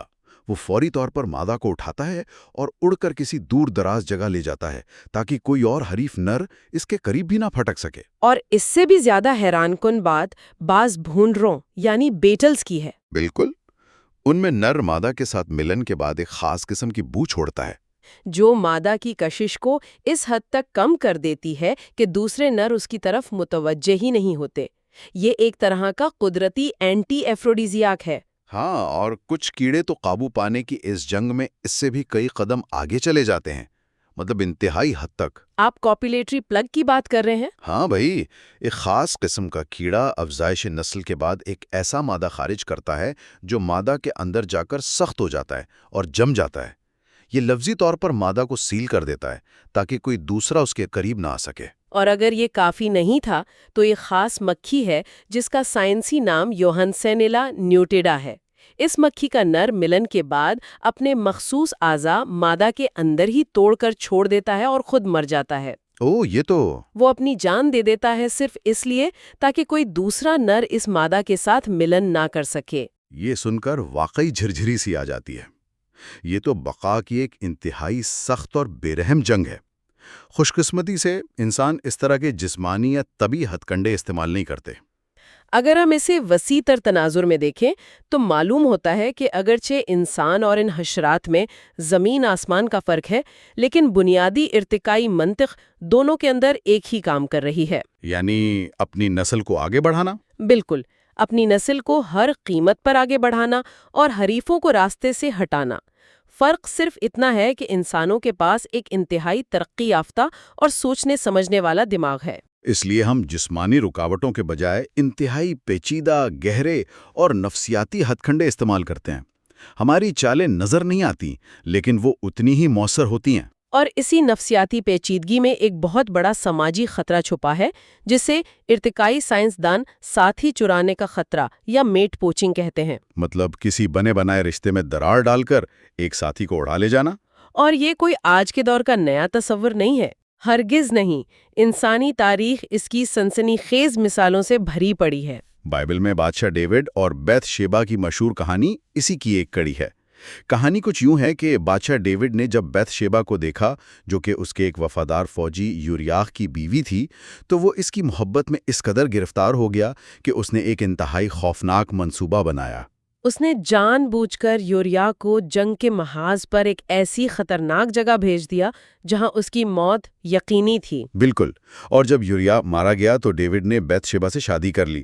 یہ میٹ پوچنگ کی ایک انتہائی کلاسک اور شفاف مثال ہے۔ یہ واقعی ایک سنگین تاریخی مثال ہے، لیکن اگر ہم اسے صرف پرانی کہانیاں سمجھ کر نظر انداز کر دیں تو یہ ہماری بھول ہوگی۔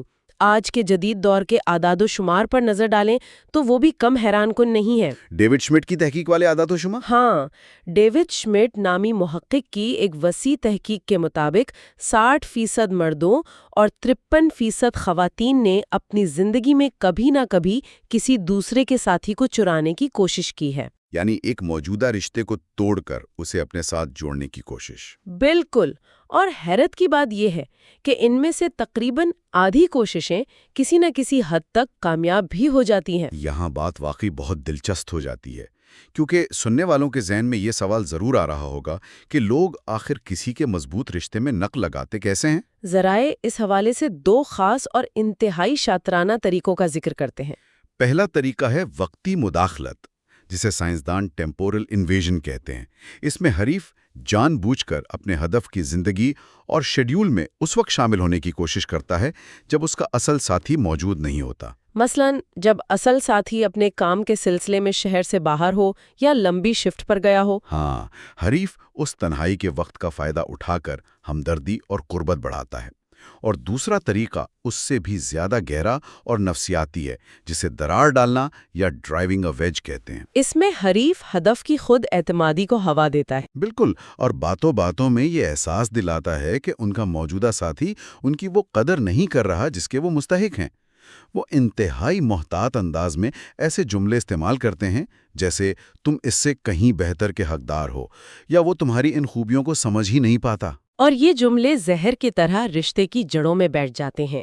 اور بالکل یہی وہ مقام ہے جہاں ارتقائی نفسیات کا ایک اور بہت پرانا، بہت طاقتور اور اکثر تباہ کن جذبہ میدان میں آتا ہے، اور وہ ہے حسد۔ جی، جیلسی۔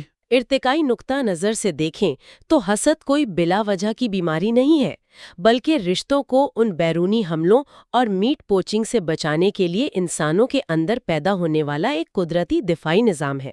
لیکن اس میں جو سب سے حیران کن پہلو سامنے آتا ہے وہ یہ ہے کہ مردوں اور عورتوں میں حسد کے پیدا ہونے کی وجوہات اور اس کا اظہار بالکل مختلف ہیں۔ ہاں، یہ فرق سمجھنا رشتوں کی سائنس کو سمجھنے کے لیے بہت ضروری ہے۔ ذرا اس کی تفصیل بتائیں۔ دیکھیں، اگر ہم ارتقاء کے اینک سے دیکھیں تو مردوں میں حسد کی سب سے بڑی اور بنیادی وجہ نسل کی بے یقینی یا پیٹرنٹی انسرٹینٹی ہے۔ کیونکہ عمل تولید عورت کے جسم کے اندر ہوتا ہے۔ بالکل، اس لیے تاریخ کے ہر دور میں مرد کے لیے یہ 100% یقین کے ساتھ جاننا جسمانی طور پر ناممکن رہا ہے کہ آیا پیدا ہونے والا بچہ واقعی اسی کا ہے یا نہیں۔ اور ارتقائی اصول یہ ہے کہ کوئی بھی جاندار اپنے قیمتی وسائل، اپنی محنت اور اپنی خوراک کسی اور کے جینز پر خرچ نہیں کرنا چاہتا۔ اور خواتین کا معاملہ اس سے بالکل مختلف ہے۔ جی، انہیں یہ 100% یقین ہوتا ہے کہ بچہ انہی کا ہے۔ ان کے لیے ارتقائی خطرہ بچے کی پہچان نہیں بلکہ وسائل کی تقسیم ہے۔ ان کا سب سے بڑا ڈر یہ رہا ہے کہ ان کا ساتھی اپنے وسائل کسی دوسری عورت کی طرف منتقل نہ کر دے۔ ایسا ہی ہے، جس سے ان کی اور ان کے بچوں کی بقا خطرے میں پڑ جائے۔ اور اس گہرے نفسیاتی فرق کو ثابت کرنے کے لیے جو سائنسی تجربات کیے گئے ہیں وہ اتنے واضح ہیں کہ ان پر یقین کیے بغیر کوئی چارہ نہیں رہتا۔ ایک تجربے میں محققین نے مردوں کو جسمانی بے وفائی کا تصور کروایا۔ یعنی انہیں سوچنے کو کہا کہ ان کی ساتھی کسی اور کے ساتھ ہے؟ ہاں، نتائج حیران کن تھے۔ ان مردوں کے دل کی دھڑکن ایک دم تیز ہو گئی، ان کا بلڈ پریشر بڑھ گیا اور انہیں اس قدر پسینہ آنے لگا جیسے انہوں نے ایک ساتھ 3 کپ کڑک کافی پی لی ہو۔ ان کا جسم لفظی طور پر ایک جنگ کے لیے تیار ہو رہا تھا۔ اور اس کے برعکس، جب خواتین کو جذباتی بے وفائی کا تصور کروایا گیا کہ ان کا ساتھی کسی اور عورت سے گہرا جذباتی لگاؤ رکھ رہا ہے تو وہ بہت زیادہ پریشان ہوئیں۔ اور اس کا اظہار ان کے چہرے سے صاف ظاہر ہو رہا تھا، خاص طور پر ماتھے کی تیوریوں کے کھچاؤ سے۔ صرف یہی جسمانی علامات نہیں، بلکہ جب دماغی سکینز یعنی FMRI کی مدد سے ان لوگوں کے دماغ کے اندر جھانک کر اس رجحان کو دیکھا گیا تو نتائج نے سب کو حیران کر دیا۔ وہ کیسے؟ اس سے پوری طرح متحرک ہو گئے جو جنس اور شدید غصے سے جڑے ہیں، جیسے ایمگڈالا اور ہائپوتھیلیمس۔ ان کا دماغ ایک طرح کے ریڈ الرٹ پر چلا گیا۔ اور خواتین کے دماغ میں کیا ہوا؟ خواتین میں حسد کے دوران دماغ کا وہ حصہ زیادہ متحرک ہوا جو دوسروں کے مستقبل کے ارادے بھانپنے اور حالات کا تجزیہ کرنے کا کام کرتا ہے۔ یعنی عورت کا دماغ فوراً یہ حساب لگانے لگتا ہے کہ اس جذباتی لگاؤ کا مستقبل میں کیا نتیجہ نکلے گا۔ کہ کیا اس سے اس کے خاندانی وسائل کو کوئی خطرہ تو نہیں؟ یہاں ایک سوال یہ بھی اٹھتا ہے کہ کیا یہ فرق صرف مغربی یا کسی خاص معاشرے کا رجحان ہے؟ تحقیق نے ثابت کیا ہے کہ ایسا بالکل نہیں ہے۔ یہ کوئی ثقافتی سکھائی گئی چیز نہیں ہے بلکہ ایک عالمی سچائی ہے۔ ماہرین نے اس کا مطالعہ برازیل کے گنجان آباد شہروں سے لے کر جاپان کی سوسائٹی تک کیا ہے۔ اور نامیبیا کے ہمبا قبیلے کا بھی ذکر ہے ذرائع میں۔ بالکل، جو آج بھی قدیم طرز زندگی گزارتے ہیں۔ دنیا بھر کی ان تمام مختلف ثقافتوں میں یہ جنسی فرق بالکل اسی طرح پایا جاتا ہے۔ مرد ہر جگہ جسمانی بے وفائی پر زیادہ شدت سے رد عمل دیتے ہیں، جبکہ خواتین جذباتی بے وفائی پر۔ یہ اس بات کا اٹل ثبوت ہے کہ یہ ہمارے اندر موجود ایک انتہائی گہری، لاکھوں سال پرانی ارتقائی پروگرامنگ ہے۔ اب جبکہ ہم حسد کی ان گہری وجوہات کو سمجھ چکے ہیں تو دیکھتے ہیں کہ اس حسد کے پیدا ہونے کے بعد رشتہ بچانے کے لیے کون سے عملی نفسیاتی ہتھ کنڈے استعمال کیے جاتے ہیں، جنہیں میٹ ریٹینشن ٹیکٹکس کہا جاتا ہے۔ سب سے پہلا اور سیدھا طریقہ تو خواہشات کی تکمیل اور وسائل کی فراہمی ہے۔ تحقیق بتاتی ہے کہ مرد اپنی ساتھی کو اپنے ساتھ جوڑے رکھنے کے لیے اسے محبت، مہربانی اور مادی وسائل فراہم کرتے ہیں۔ تحفے دینا اور خیال رکھنا اس میں شامل ہے، جبکہ خواتین اپنے ساتھی کی توجہ مرکوز رکھنے کے لیے اپنی ظاہری کشش کو بڑھاتی ہیں۔ اس حوالے سے ایک بہت ہی دلچسپ ویڈیو ٹیپ تجربہ کیا گیا تھا۔ محققین نے جوڑوں کو ایک ویڈیو دکھائی جس میں ان کا اپنا ساتھی کسی پرانے اور انتہائی پرکشش دوست سے بڑی گرمجوشی سے مل رہا ہے۔ اس ممکنہ حریف کو دیکھ کر دونوں کا رد عمل بالکل مختلف تھا۔ خواتین نے لاشعوری طور پر یہ ارادہ ظاہر کیا کہ وہ خود کو اپنے ساتھی کے لیے مزید پرکشش بنائیں گی، اپنے لباس پر زیادہ توجہ دیں گی، جبکہ مردوں کے رد عمل میں زیادہ تر اپنے ساتھی پر غصہ اور حریف کے لیے جارحیت شامل تھی۔ لیکن رشتہ بچانے کی یہ ہتھ کنڈے ہمیشہ اتنے سیدھے اور مثبت نہیں ہوتے۔ اکثر اوقات جذباتی ہیرا پھیری کا بھرپور سہارا لیا جاتا ہے، اور یہاں ہمارے اعداد و شمار میں ایک ایسی حقیقت سامنے آتی ہے جو روایتی سوچ کے بالکل الٹ ہے۔ عام طور پر سمجھا جاتا ہے کہ عورتیں رشتوں میں زیادہ دب کر رہنے والی ہوتی ہیں۔ ہاں، لیکن جب بات رشتہ ٹوٹنے سے بچانے کی ہو تو مرد خواتین کے مقابلے میں 25% زیادہ خود کو کمتر ظاہر کرنے یا ماتحتی کا ہتھ کنڈا استعمال کرتے ہیں۔ یعنی سیلف ابیسمنٹ؟ بالکل، وہ اچانک ہر بات ماننے لگتے ہیں، گڑ گھڑاتے ہیں، معافیا مانگتے ہیں تاکہ ساتھی کو ترس آ جائے اور وہ انہیں چھوڑ کر نہ جائے۔ یہ تو واقعی عام تاثر کی نفی ہے۔ اور دوسری طرف بعض خواتین رشتے کی مضبوطی آزمانے کے لیے جان بوجھ کر دوسرے مردوں میں دلچسپی ظاہر کر کے اپنے ساتھی کو حسد میں مبتلا کرتی ہیں۔ اس کا لاشعوری مقصد رشتے کی مضبوطی کو پرکھنا اور مرد کی توجہ کو دوبارہ سے ابھارنا ہوتا ہے۔ اس کے علاوہ رشتہ بچانے کے لیے رقابتی کنٹرول اور ملکیت ظاہر کرنے کے طریقے بھی عام استعمال ہوتے ہیں، جیسے کسی کو انگوٹھی پہنانا یا کسی محفل میں جان بوجھ کر سب کے سامنے ساتھی کا ہاتھ پکڑنا۔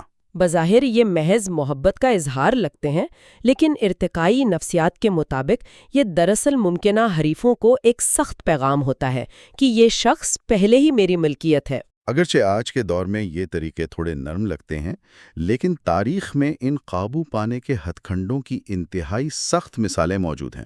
خواتین کو معاشرے کی نظروں سے مکمل طور پر چھپا کر رکھنے کی روایت، جسے کلوئسٹریشن کہتے ہیں، صدیوں تک رائج رہی ہے۔ ماضی کے بادشاہوں نے بڑے بڑے حرم قائم کیے جہاں سینکڑوں خواتین کو رکھا جاتا تھا، اور ان کی حفاظت کے لیے خواجہ سراؤں کا پہرا لگایا جاتا تھا۔ چین کے شہنشاہوں سے لے کر پیرو کے قدیم حکمرانوں تک سب کا بنیادی ارتقائی مقصد ایک ہی تھا کہ ان کی خواتین تک کسی دوسرے تولیدی صلاحیت رکھنے والے مرد کی رسائی نہ ہو سکے۔ اور بدقسمتی سے تاریخ میں رشتہ بچانے کے یہ ہتھ کنڈے کبھی کبھی بہت تاریک اور ظالمانہ حد تک چلے جاتے ہیں۔ ہم یہاں ان پہلوؤں کا ذکر صرف غیر جانبدارانہ انداز میں رپورٹنگ کے لیے کر رہے ہیں۔ بالکل، اور جب حسد قابو سے باہر ہوتا ہے تو لوگ حریفوں کی کردار کشی کرتے ہیں، ان کی نوکریاں ختم کروانے کی کوشش کرتے ہیں اور بعض اوقات جسمانی تشدد پر بھی اتر آتے ہیں۔ دنیا کے بہت سے خطوں میں آج بھی حسد کی وجہ سے شریک حیات پر تشدد کے واقعات سامنے آتے ہیں۔ بات صرف مار پیٹ تک محدود نہیں۔ بعض افریقی ممالک اور دیگر خطوں میں آج بھی خواتین کے مخصوص اعضاء کاٹنے، جسے انفیبولیشن کہا جاتا ہے، جیسی انتہائی تکلیف دہ روایات موجود ہیں۔ ہم بحیثیت ایک باشعور معاشرہ ان تمام پرتشدد چیزوں کی مذمت کرتے ہیں، ظاہر ہے، لیکن ارتقائی نفسیات کی کڑوی سچائی یہ بتاتی ہے کہ بقا اور نسل کشی کی اس جبلت نے کس حد تک خوفناک شکلیں بھی اختیار کی ہیں۔ اس سے ایک اہم سوال پیدا ہوتا ہے، کیا لاکھوں سال پرانی ارتقائی بقا کے یہ ہتھ کنڈے آج کے اس مہذب معاشرے میں کسی بھی صورت درست سمجھے جا سکتے ہیں؟ یہ ہمارے شعور اور ہماری اندرونی ارتقائی پروگرامنگ کے درمیان ایک جنگ ہے۔ تو اس سب کا کیا مطلب ہے؟ آج کی اس گہری گفتگو کا نچوڑ یہ ہے کہ انسانوں کا ایک ساتھ رہنا ایک انتہائی نازک توازن ہے، جو آپس کی محبت، ضروریات کی تکمیل اور ارتقائی بقا کی جبلتوں کے درمیان قائم ہے۔ ہم شعوری سطح پر بھلے ہی محبت اور وفاداری کی باتیں کریں، لیکن لاشعوری طور پر ہمارا دماغ ارتقائی اصولوں کے تحت حالات کا جائزہ لے رہا ہوتا ہے۔ یہ معلومات سننے والوں کو انسانی رشتوں کی پیچیدگیوں کو ایک نئے اور سائنسی زاویے سے سمجھنے میں مدد دیتی ہیں۔ بالکل، تاکہ ہم اپنے رشتوں کو زیادہ بہتر انداز میں سنبھال سکیں۔ اور اختتام پر میں ایک سوال چھوڑنا چاہوں گی۔ کیا آج کے دور میں ہمارے رشتوں کی کشمکش دراصل ہماری لاکھوں سال پرانی ارتقائی پروگرامنگ اور جدید طرز زندگی کے درمیان ایک تصادم کا نتیجہ ہے؟ کیا ہم پتھر کے زمانے کے دماغ کے ساتھ 21ویں صدی کے رشتے نبھانے کی کوشش کر رہے ہیں؟ یہ بہت گہرا سوال ہے، کیونکہ ارتقائی بقا کے ان ہتھ کنڈوں کی وجہ سے جو مفادات کا ٹکراؤ پیدا ہوتا ہے، اس نے صنفوں کے درمیان ایک زبردست کشمکش کو جنم دیا ہے۔ ہم آج کی اس نشست کو یہیں جوڑتے ہیں، اور اسی بنیاد پر ہم اگلے باب پر اگلے لیکچر میں بحث کریں گے، تاکہ جان سکیں کہ ارتقائی نفسیات کی روشنی میں عورتوں اور مردوں کے درمیان یہ خاندانی اور معاشرتی تنازع کس رخ پر جاتا ہے۔ سوچئے کہ وہ کون سی چھوٹی چھوٹی باتیں ہیں جو عام طور پر میاں بیوی یا پارٹنرز کے درمیان جھگڑے کا باعث بنتی ہیں۔ آج ہم جس موضوع کی گہرائی میں جانے والے ہیں وہ ہماری روزمرہ کی زندگی اور رشتوں کے بالکل مرکز میں ہے۔ آج کے اس گہرے تجزیے کے لیے ہم نے کتاب کے چیپٹر 7 کا انتخاب کیا ہے، جو مردوں اور عورتوں کے درمیان ہونے والے تنازعات کے ارتقائی پہلوؤں پر روشنی ڈالتا ہے۔ جی، جسے ہم evolutionary perspective of sexual conflict بھی کہتے ہیں۔ بالکل، یہ وہ بحثیں ہیں جو بند دروازوں کے پیچھے ہوتی ہیں، اور وہ سنگین مسائل بھی ہیں جو معاشرے کی بنیادوں کو ہلا کر رکھ دیتے ہیں۔ لیکن اس سے پہلے کہ ہم اس گفتگو کا باقاعدہ آغاز کریں، ایک بہت ضروری وضاحت کرنا چاہوں گی۔ جی بالکل، یہ واضح کرنا بہت ضروری ہے کہ آج کے اس تجزیے میں ہراساں، جنسی زیادتی اور گھریلو تشدد جیسے انتہائی حساس اور سماجی یا سیاسی طور پر متنازع موضوعات زیر بحث آئیں گے۔ صحیح، اور ہم دونوں یہاں یہ واضح کرنا چاہتے ہیں کہ ہم کسی بھی نظریے یا رویے کی قطعی طور پر کوئی حمایت یا مخالفت نہیں کر رہے ہیں۔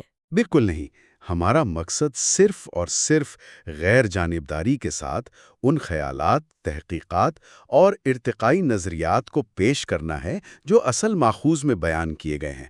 مقصد صرف علم کا حصول ہے۔ تو آج کا ہمارا مشن یہ ہے کہ ہم ان 147 مختلف باتوں کو سمجھیں جو محققین نے لوگوں سے پوچھ کر اکٹھی کی ہیں۔ جب لوگوں سے پوچھا گیا کہ وہ صنف مخالف کی کن باتوں سے چڑھتے ہیں، تو جواب میں جذبات کا اظہار نہ کرنے سے لے کر بے وفائی تک ایک لمبی فہرست سامنے آئی۔ اور ہم یہ جاننے کی کوشش کریں گے کہ یہ چھوٹے بڑے جھگڑے محض اتفاق نہیں ہیں، بلکہ لاکھوں سالوں سے چلنے والی ایک مسلسل ارتقائی ہتھیاروں کی دوڑ کا حصہ ہیں۔ یعنی ایوولوشنری آرمز ریس۔ چلیے اس بات کی تہیں کھولتے ہیں۔ سب سے پہلے تو یہ بتائیے کہ ارتقائی نظریے کے مطابق اس تنازع کی اصل جڑ کیا ہے؟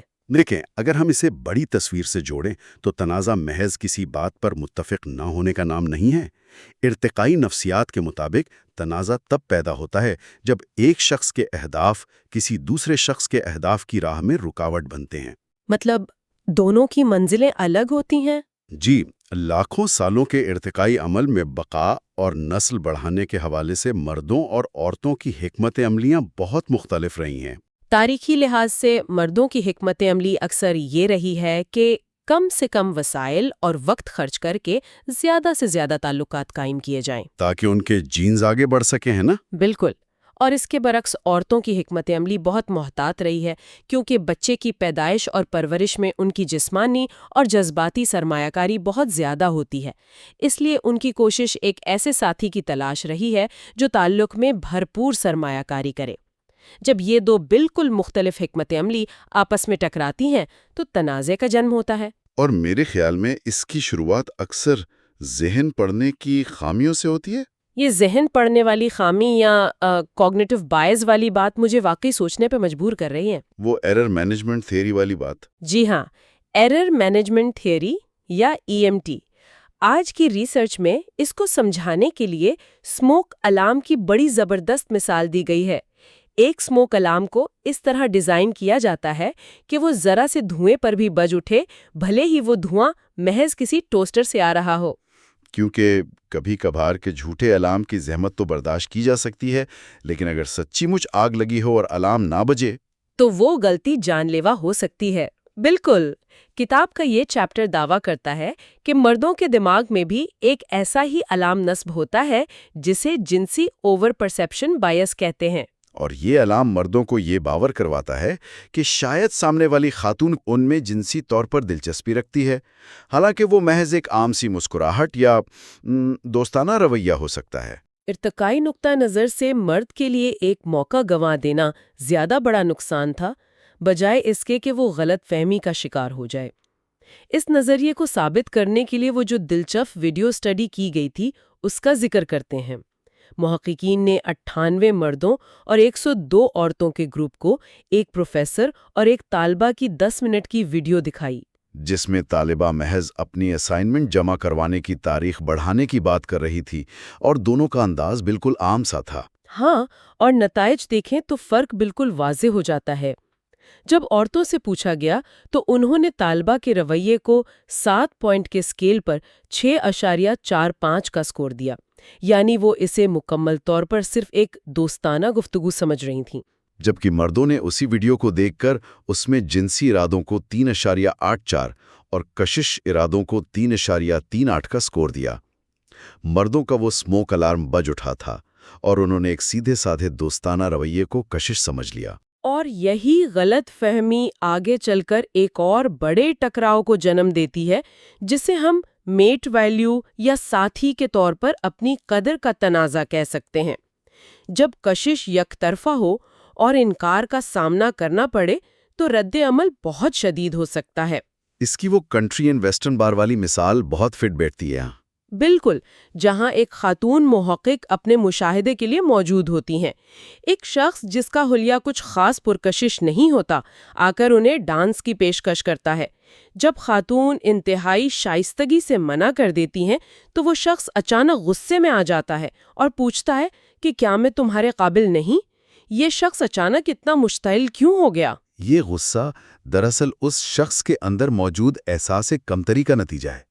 ارتقائی نفسیات کے مطابق جب خاتون نے انکار کیا تو اس کے لاشعور کو یہ پیغام ملا کہ خاتون کی نظر میں اس کی میٹ ویلیو بہت کم ہے، اور وہ اس چوٹ کو چھپانے کے لیے غصے اور جارحیت کا سہارا لیتا ہے۔ مشہور راک سٹار جم موریسن کا وہ جملہ ہے کہ جب آپ کسی عورت کو نہیں چاہتے تو وہ آپ کو ظالم لگنے لگتی ہے، یعنی جب تک کشش موجود ہے سب ٹھیک ہے، لیکن مسترد ہونے پر رویہ یکسر بدل جاتا ہے۔ صحیح کہا آپ نے۔ لیکن جب دو لوگ ایک رشتے میں بن جاتے ہیں تو تنازعات کی نوعیت بدل جاتی ہے۔ ابتدائی کشش کی جگہ جذبات اور سرمایہ کاری کے جھڑے لے لیتے ہیں۔ یہ بات بہت اہم ہے۔ کتاب کے اعداد و شمار بتاتے ہیں کہ شادی کے چوتھے سال تک پہنچتے پہنچتے 60% عورتیں شکایت کرنے لگتی ہیں کہ ان کے شوہر ان کے جذبات کو نظر انداز کرتے ہیں، جبکہ مردوں میں اس شکایت کی شرح صرف 32% ہوتی ہے۔ اس کے برعکس مرد کہتے ہیں کہ عورتیں بہت زیادہ موڈی ہیں۔ اس کے پیچھے ایک بہت گہری ارتقائی حکمت عملی ہے۔ مردوں کا اپنے جذبات کو چھپانا محض اتفاق یا بے حسی نہیں ہے۔ ترکی کے قالین فروشوں یا پیشہ ور جواریوں کی مثال لیں۔ جب ایک قالین فروش دیکھتا ہے کہ گاہک کو کوئی قالین پسند آ گیا ہے تو وہ چہرے پر خوشی ظاہر نہیں کرتا تاکہ سودے بازی کا اختیار اس کے پاس رہے۔ ارتقائی لحاظ سے اگر مرد جذبات کا کھل کر اظہار کر دے تو اس کی کمٹمنٹ واضح ہو جاتی ہے۔ بالکل، جذبات چھپا کر وہ دراصل اپنے وسائل اور اختیارات کو محفوظ رکھتا ہے تاکہ اگر مستقبل میں کوئی بہتر موقع ملے تو فائدہ اٹھا سکے۔ دوسری طرف عورتوں کا موڈی پن ارتقائی طور پر مرد کی کمٹمنٹ کو جانچنے کا ایک ٹیسٹ ہوتا ہے۔ یعنی وہ جان بوجھ کر یا لاشعوری طور پر ایسے حالات پیدا کرتی ہیں جہاں مرد کو اپنا رویہ دکھانا پڑے، چھوٹے چھوٹے مطالبات کر کے یہ دیکھتی ہیں کہ کیا یہ مشکل وقت میں ان کا ساتھ دے گا یا پیچھے ہٹ جائے گا۔ جی، گلوکارہ میڈونا کا کال ہے کہ مردوں کی محبت کو ٹیسٹ کرنے کے لیے انہیں جذبات کے اظہار پر مجبور کرو۔ عورت کی بقا کا انحصار اسی بات پر تھا کہ اس کا ساتھی کتنا قابل بھروسہ ہے۔ اور پھر وقت گزرنے کے ساتھ ساتھ وقت اور پیسے کی تقسیم پر بھی جھگڑے شروع ہو جاتے ہیں۔ شادی کے چوتھے سال تک 26% مرد شکایت کرتے ہیں کہ ان کی بیویاں کپڑوں یا دیگر چیزوں پر بہت زیادہ پیسہ خرچ کرتی ہیں۔ اچانک یہ تبدیلی کیوں آتی ہے؟ کیونکہ رشتے کے آغاز میں جو بے لوث پن دکھایا جاتا ہے وہ وقتی حکمت عملی ہوتی ہے۔ جب ہدف پورا ہو جاتا ہے تو مرد کا لاشعور وسائل کو معاشرے میں رتبہ بڑھانے کی طرف موڑنا چاہتا ہے، لیکن عورت کا لاشعور ان وسائل کو صرف اپنے اور بچوں کے لیے محفوظ رکھنا چاہتا ہے۔ یہ وسائل کی تقسیم کا تنازع ہے۔ اب جہاں وسائل اور کمٹمنٹ کی بات آتی ہے وہاں فطرت کا پرانا کھیل شروع ہو جاتا ہے جسے ہم دھوکہ دہی یا ڈسیپشن کہتے ہیں۔ ریسرچ میں آرکڈ پھول کی مثال دی گئی ہے۔ یہ پھول بالکل مادہ بھڑ جیسی شکل اور خوشبو پیدا کر لیتا ہے، اور نر بھڑ اس پھول کو مادہ سمجھ کر کشش میں آتا ہے، ملاپ کی کوشش کرتا ہے اور پھول کے پولن جسم پر لگا کر اڑ جاتا ہے۔ پھول نے کراس پولینیشن کے لیے اسے دھوکہ دیا۔ انسانوں میں بھی یہ ارتقائی دھوکہ دہی ہوتی ہے۔ ریسرچ میں ایک خاتون کی حیران کن مثال ہے جو ہوٹل کے بارز میں امیر بزنس مینوں کے ساتھ فلرٹ کرتی تھیں۔ وہ انہیں مہنگے کھانے کھلاتا اور پھر وہ خاتون باتھ روم جانے کا بہانہ کر کے پچھلے دروازے سے غائب ہو جاتی تھیں۔ یہ وسائل حاصل کرنے کا دھوکہ تھا۔ لیکن مرد بھی پیچھے نہیں ہیں۔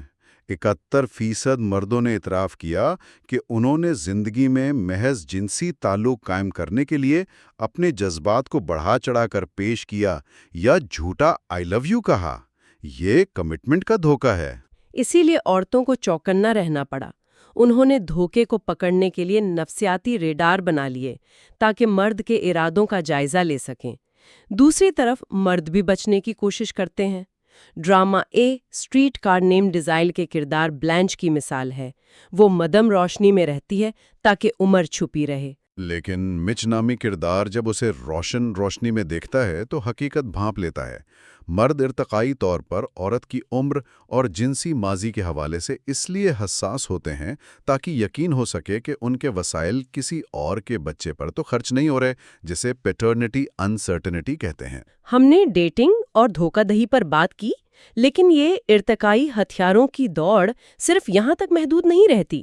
آج کی ریسرچ بتاتی ہے کہ جب کنٹرول کی خواہش بڑھتی ہے تو یہ گھریلو تشدد اور ہراسانی جیسی تاریک راہوں پر نکل جاتی ہے۔ جی، اور میں دوبارہ یاد دلا دوں کہ ہم یہاں صرف کتاب کے سائنسی مندرجات بیان کر رہے ہیں۔ گھریلو تشدد کی بڑی وجہ مردانہ حسد اور زبردستی کا کنٹرول، جسے کوئرسو کنٹرول کہتے ہیں، بتائی گئی ہے۔ یانو مامو قبیلے کا مشاہدہ پیش کیا گیا ہے جہاں مرد اپنی بیویوں پر اس لیے تشدد کرتے ہیں تاکہ دوسرے مردوں پر دبدبہ قائم رکھ سکیں، اور بدقسمتی سے وہاں خواتین اس تشدد کو محبت کی علامت سمجھ لیتی ہیں۔ یہ طاقت کے ظالمانہ عدم توازن کو ظاہر کرتا ہے۔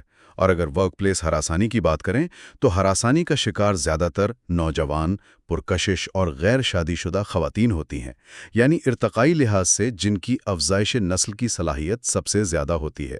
ایک پریشان کن تحقیق بھی پیش کی گئی ہے۔ خواتین سے پوچھا گیا کہ اگر مختلف پیشوں کے مرد انہیں ہراساں کریں تو کتنی نفسیاتی تکلیف ہوگی۔ خواتین نے کوڑا اٹھانے والے کی پیشکش کو 4.32 کا سکور دیا، جبکہ ایک کامیاب راک سٹار کی پیشکش پر سکور محض 2.71 تھا۔ اخلاقی طور پر ہراسانی تو ہراسانی ہے، لیکن ارتقائی نفسیات بقا کی جبلتوں پر کام کرتی ہے۔ ہمارا ارتقائی نظام خطرے کا اندازہ سماجی رتبے کی بنیاد پر لگاتا ہے۔ ایک کم رتبے والے شخص کی طرف سے پیشکش لاشعوری طور پر بڑا ارتقائی خطرہ محسوس ہوتی ہے۔ اور اکثر مرد اس تکلیف کا اندازہ لگانے میں ناکام رہتے ہیں۔ اب ہم اس گہرے تجزیے کے سب سے پیچیدہ اور حساس ترین حصے کی طرف آتے ہیں۔ جنسی زیادتی کے ارتقائی محرکات پر سائنسی دنیا میں ایک متنازع بحث چل رہی ہے۔ رینڈی تھورنہل اور کریگ پامر کے نظریات کے مطابق سوال یہ ہے کہ کیا جنسی زیادتی مردوں کی کوئی خاص ارتقائی حکمت عملی یعنی ایوالوڈ اڈیپٹیشن ہے یا محض دوسری جبلتوں کا ایک بائی پروڈکٹ ہے۔ بچھو مکھی یا اسکاٹن فلائی میں زیادتی کے لیے خاص جسمانی حصہ ہوتا ہے، لیکن انسانوں میں ایسا کوئی مخصوص نفسیاتی میکانزم یا جسمانی ثبوت نہیں ملا۔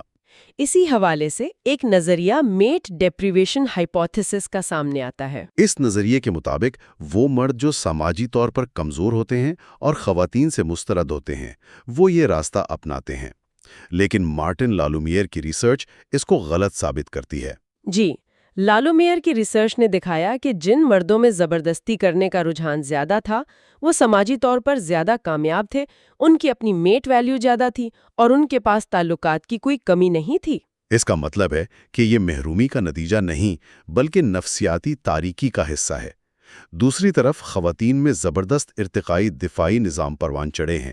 جیسے اوویولیشن کے دوران خواتین لاشعوری طور پر خطرناک کاموں سے گریز کرنے لگتی ہیں، سنسان جگہوں پر جانے سے پرہیز کرتی ہیں۔ یہ قدرت کا طریقہ ہے تاکہ حمل کے وقت جسم کو محفوظ رکھا جائے۔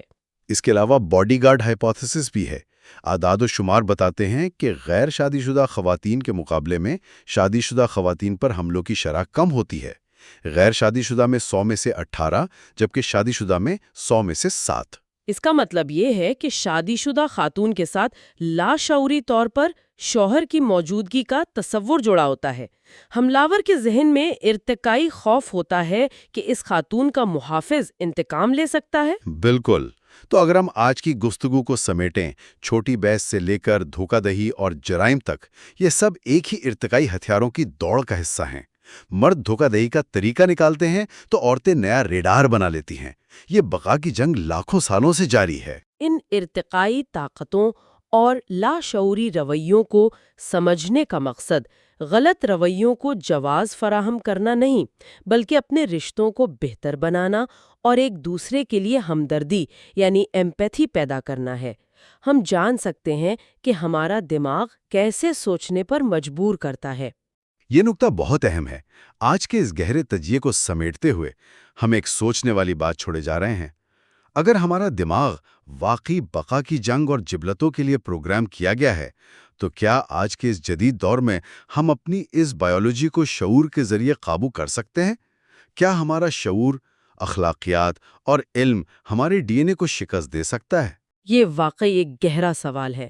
آج کے اس نشست کی تمام کڑیوں کو ہم یہیں جوڑتے ہیں، اور اس موضوع کے اگلے چیپٹر پر ہم اپنے اگلے لیکچر میں تفصیلی گفتگو کریں گے۔ دوستوں کے ساتھ بیٹھ کر کسی پراسرار کہانی کے آخری حصے پر بات کرنے کا جو مزہ ہے نا، وہی جوش آج اس تحقیقی جائزے کے آخری کڑی میں محسوس ہو رہا ہے۔ ہم نے پچھلے کچھ سیشنز میں انسانی فطرت، رشتوں کی پیچیدگیوں اور میٹنگ سائیکالوجی پر بہت گہری بحث کی ہے، اور آج ہم اس فراہم کردہ کتاب کے آخری اور سب سے نتیجہ خیز حصوں کو جوڑ کر دیکھ رہے ہیں۔ بالکل صحیح۔ اس سفر میں شامل ہونا واقعی ایک بہترین تجربہ رہا ہے۔ میرا خیال ہے اس آخری حصے کا مقصد صرف کچھ نئے فیکٹس یا معلومات ڈراپ کرنا نہیں ہے، بلکہ اب تک ہم نے جو کچھ بھی دیکھا ہے ان مختلف باتوں کے درمیان تعلق کو واضح کرنا ہے، یعنی ان ڈاٹس کو کنیکٹ کرنا ہے۔ ایوولوشنری سائیکالوجی کی روشنی میں جب ہم ان اصولوں کو دیکھتے ہیں تو رشتوں کی پیچیدگیاں کسی معاملے کی طرح نہیں لگتیں۔ صحیح۔ اچھا، چلیے اسے سمجھنے کی کوشش کرتے ہیں۔ آج کا ہمارا مقصد انسانی جوڑوں کی نفسیات کے آخری رازوں سے پردہ اٹھانا ہے کہ آخر رشتے ٹوٹتے کیوں ہیں، وقت کے ساتھ ہماری ماو ویلیو یعنی اہمیت میں کیا تبدیلیاں آتی ہیں، اور آخر میں مردوں اور عورتوں کے درمیان ہم آہنگی کیسے پیدا ہو سکتی ہے۔ یہ سمجھنا سچ میں بنیادی حیثیت رکھتا ہے، کیونکہ ہم لوگ اکثر انہی اصولوں کے تحت عمل کر رہے ہوتے ہیں جن کا ہمیں شعور تک نہیں ہوتا۔ یہ جاننا انسانی فطرت اور خود اپنی نفسیات کو سمجھنے کے لیے بہت بہت ضروری ہے۔ تو شروعات کرتے ہیں ایک ایسی حقیقت سے جو شاید بہت سے لوگوں کا نظریہ بدل دے۔ عام طور پر یہ سمجھا جاتا ہے کہ طلاق یا رشتوں کا ٹوٹنا یعنی ڈیورس ایک نیا سوشل میڈیا ایرا کا پرابلم ہے، یا شاید صرف مغربی معاشرے کا رجحان ہے، لیکن تحقیق بتاتی ہے کہ یہ حقیقت ہر کلچر میں موجود رہی ہے۔ ایگزیکٹلی۔ اگر ہم ہنٹر گیدرر سوسائٹیز کو دیکھیں تو وہاں بھی یہ سب عام ہے۔ مثال کے طور پر بوتسوانا کے کنگ قبیلے کو ہی دیکھ لیں۔ وہاں تحقیق کے مطابق شادیوں کے ٹوٹنے کی شرح تقریباً 40% ہے۔ 40%؟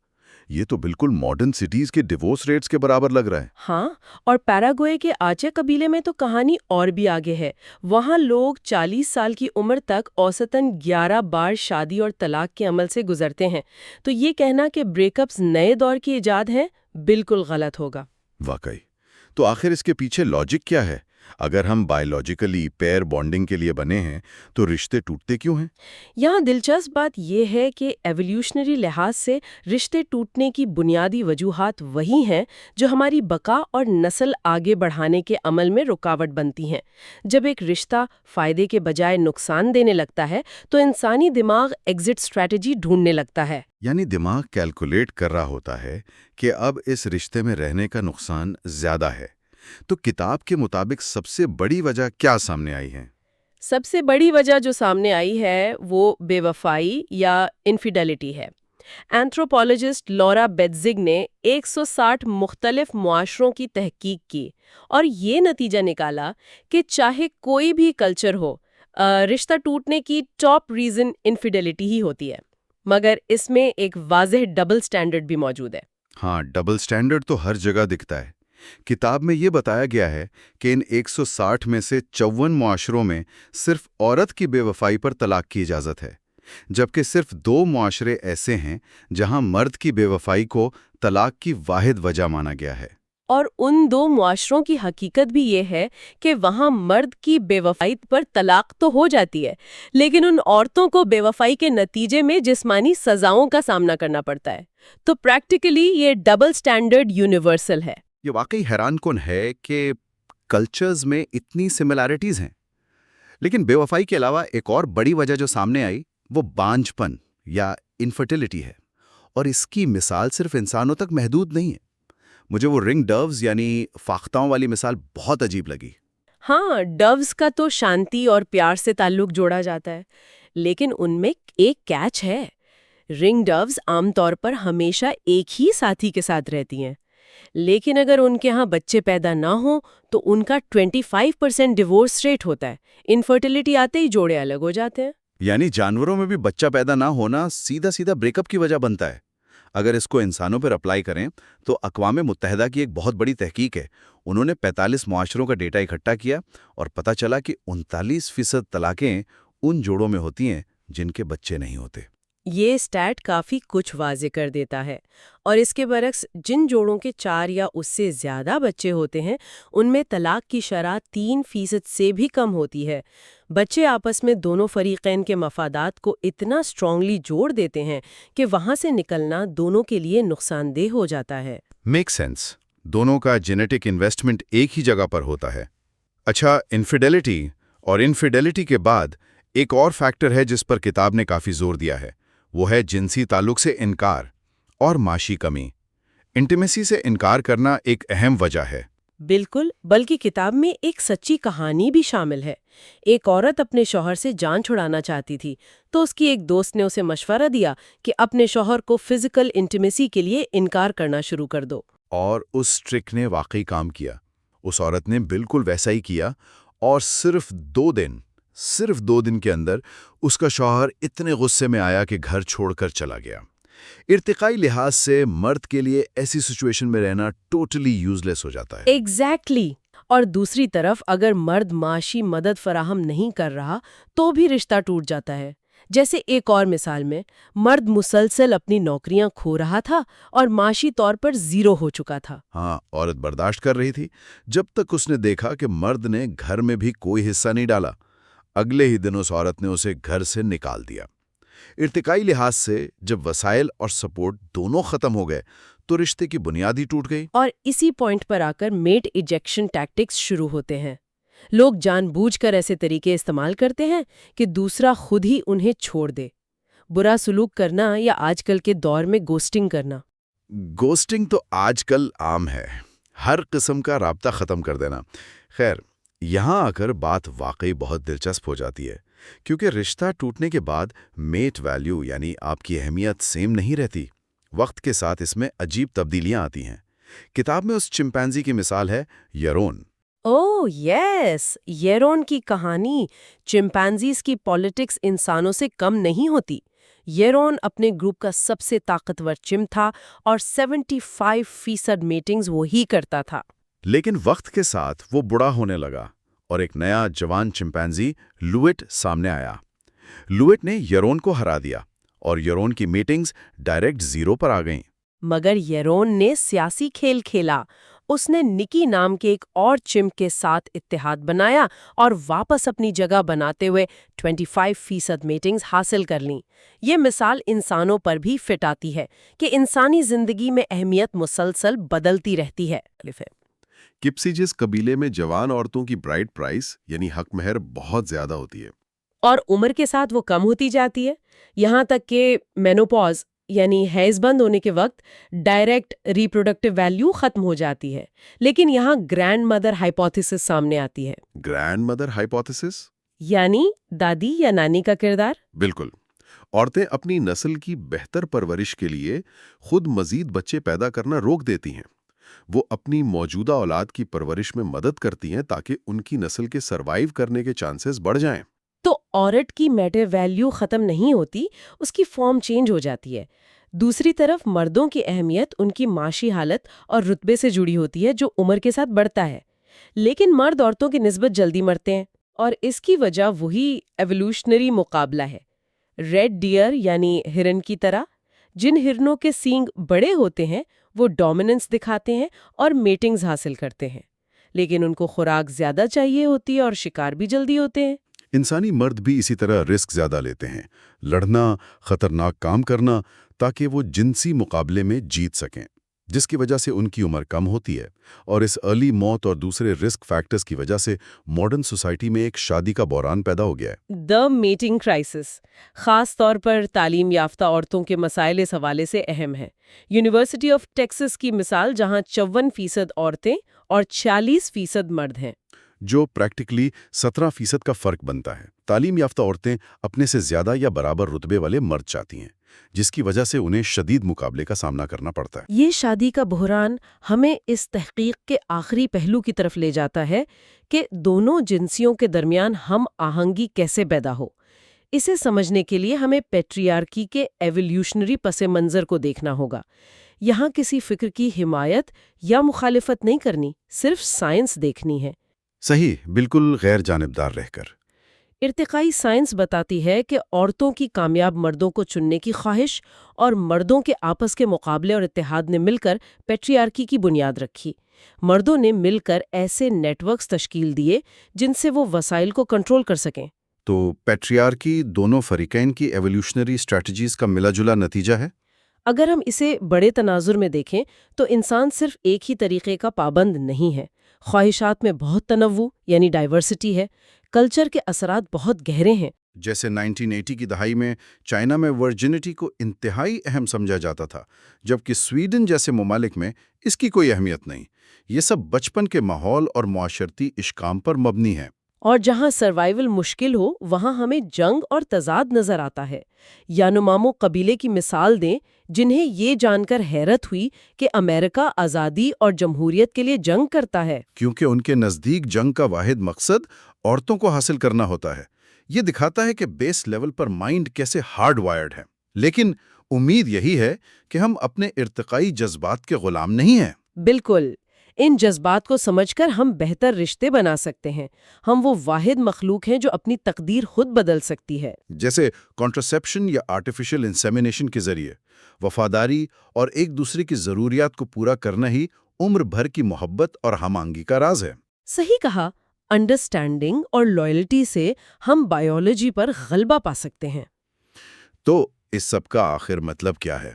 اگر ہم خلاصہ کریں تو کس طرح ہم نے رشتوں کے ٹوٹنے سے لے کر عمر کے ساتھ آنے والی تبدیلیوں اور آخر میں انسانی ہم آہنگی تک کا سفر طے کیا، یہ اس تحقیقی جائزے کا ایک بہترین اختتام ہے۔ واقعی یہ ایک بہت گہرا تحقیقی سفر تھا۔ اور اس بحث کو ختم کرنے سے پہلے سننے والوں کے لیے ایک آخری سوال۔ اگر ہماری شادی اور رشتوں کی نفسیات ہزاروں سال پرانے ماحول میں بچی کچی زندگی گزارنے کے لیے بنی تھی، تو آنے والے وقت میں جب آرٹیفیشل انٹیلیجنس، ورچوئل ریالٹی اور جینیٹک انجینئرنگ ہماری زندگی پر مکمل قبضہ کر لیں گی، تو کیا انسانی کشش اور محبت کے یہ قدیم اصول تبدیل ہو جائیں گے، یا ہم ہمیشہ اپنے ارتقائی ماضی کے قیدی رہیں گے؟ اس گہرے تحقیقی جائزے میں ہمارے ساتھ شامل رہنے کا شکریہ۔ خدا حافظ۔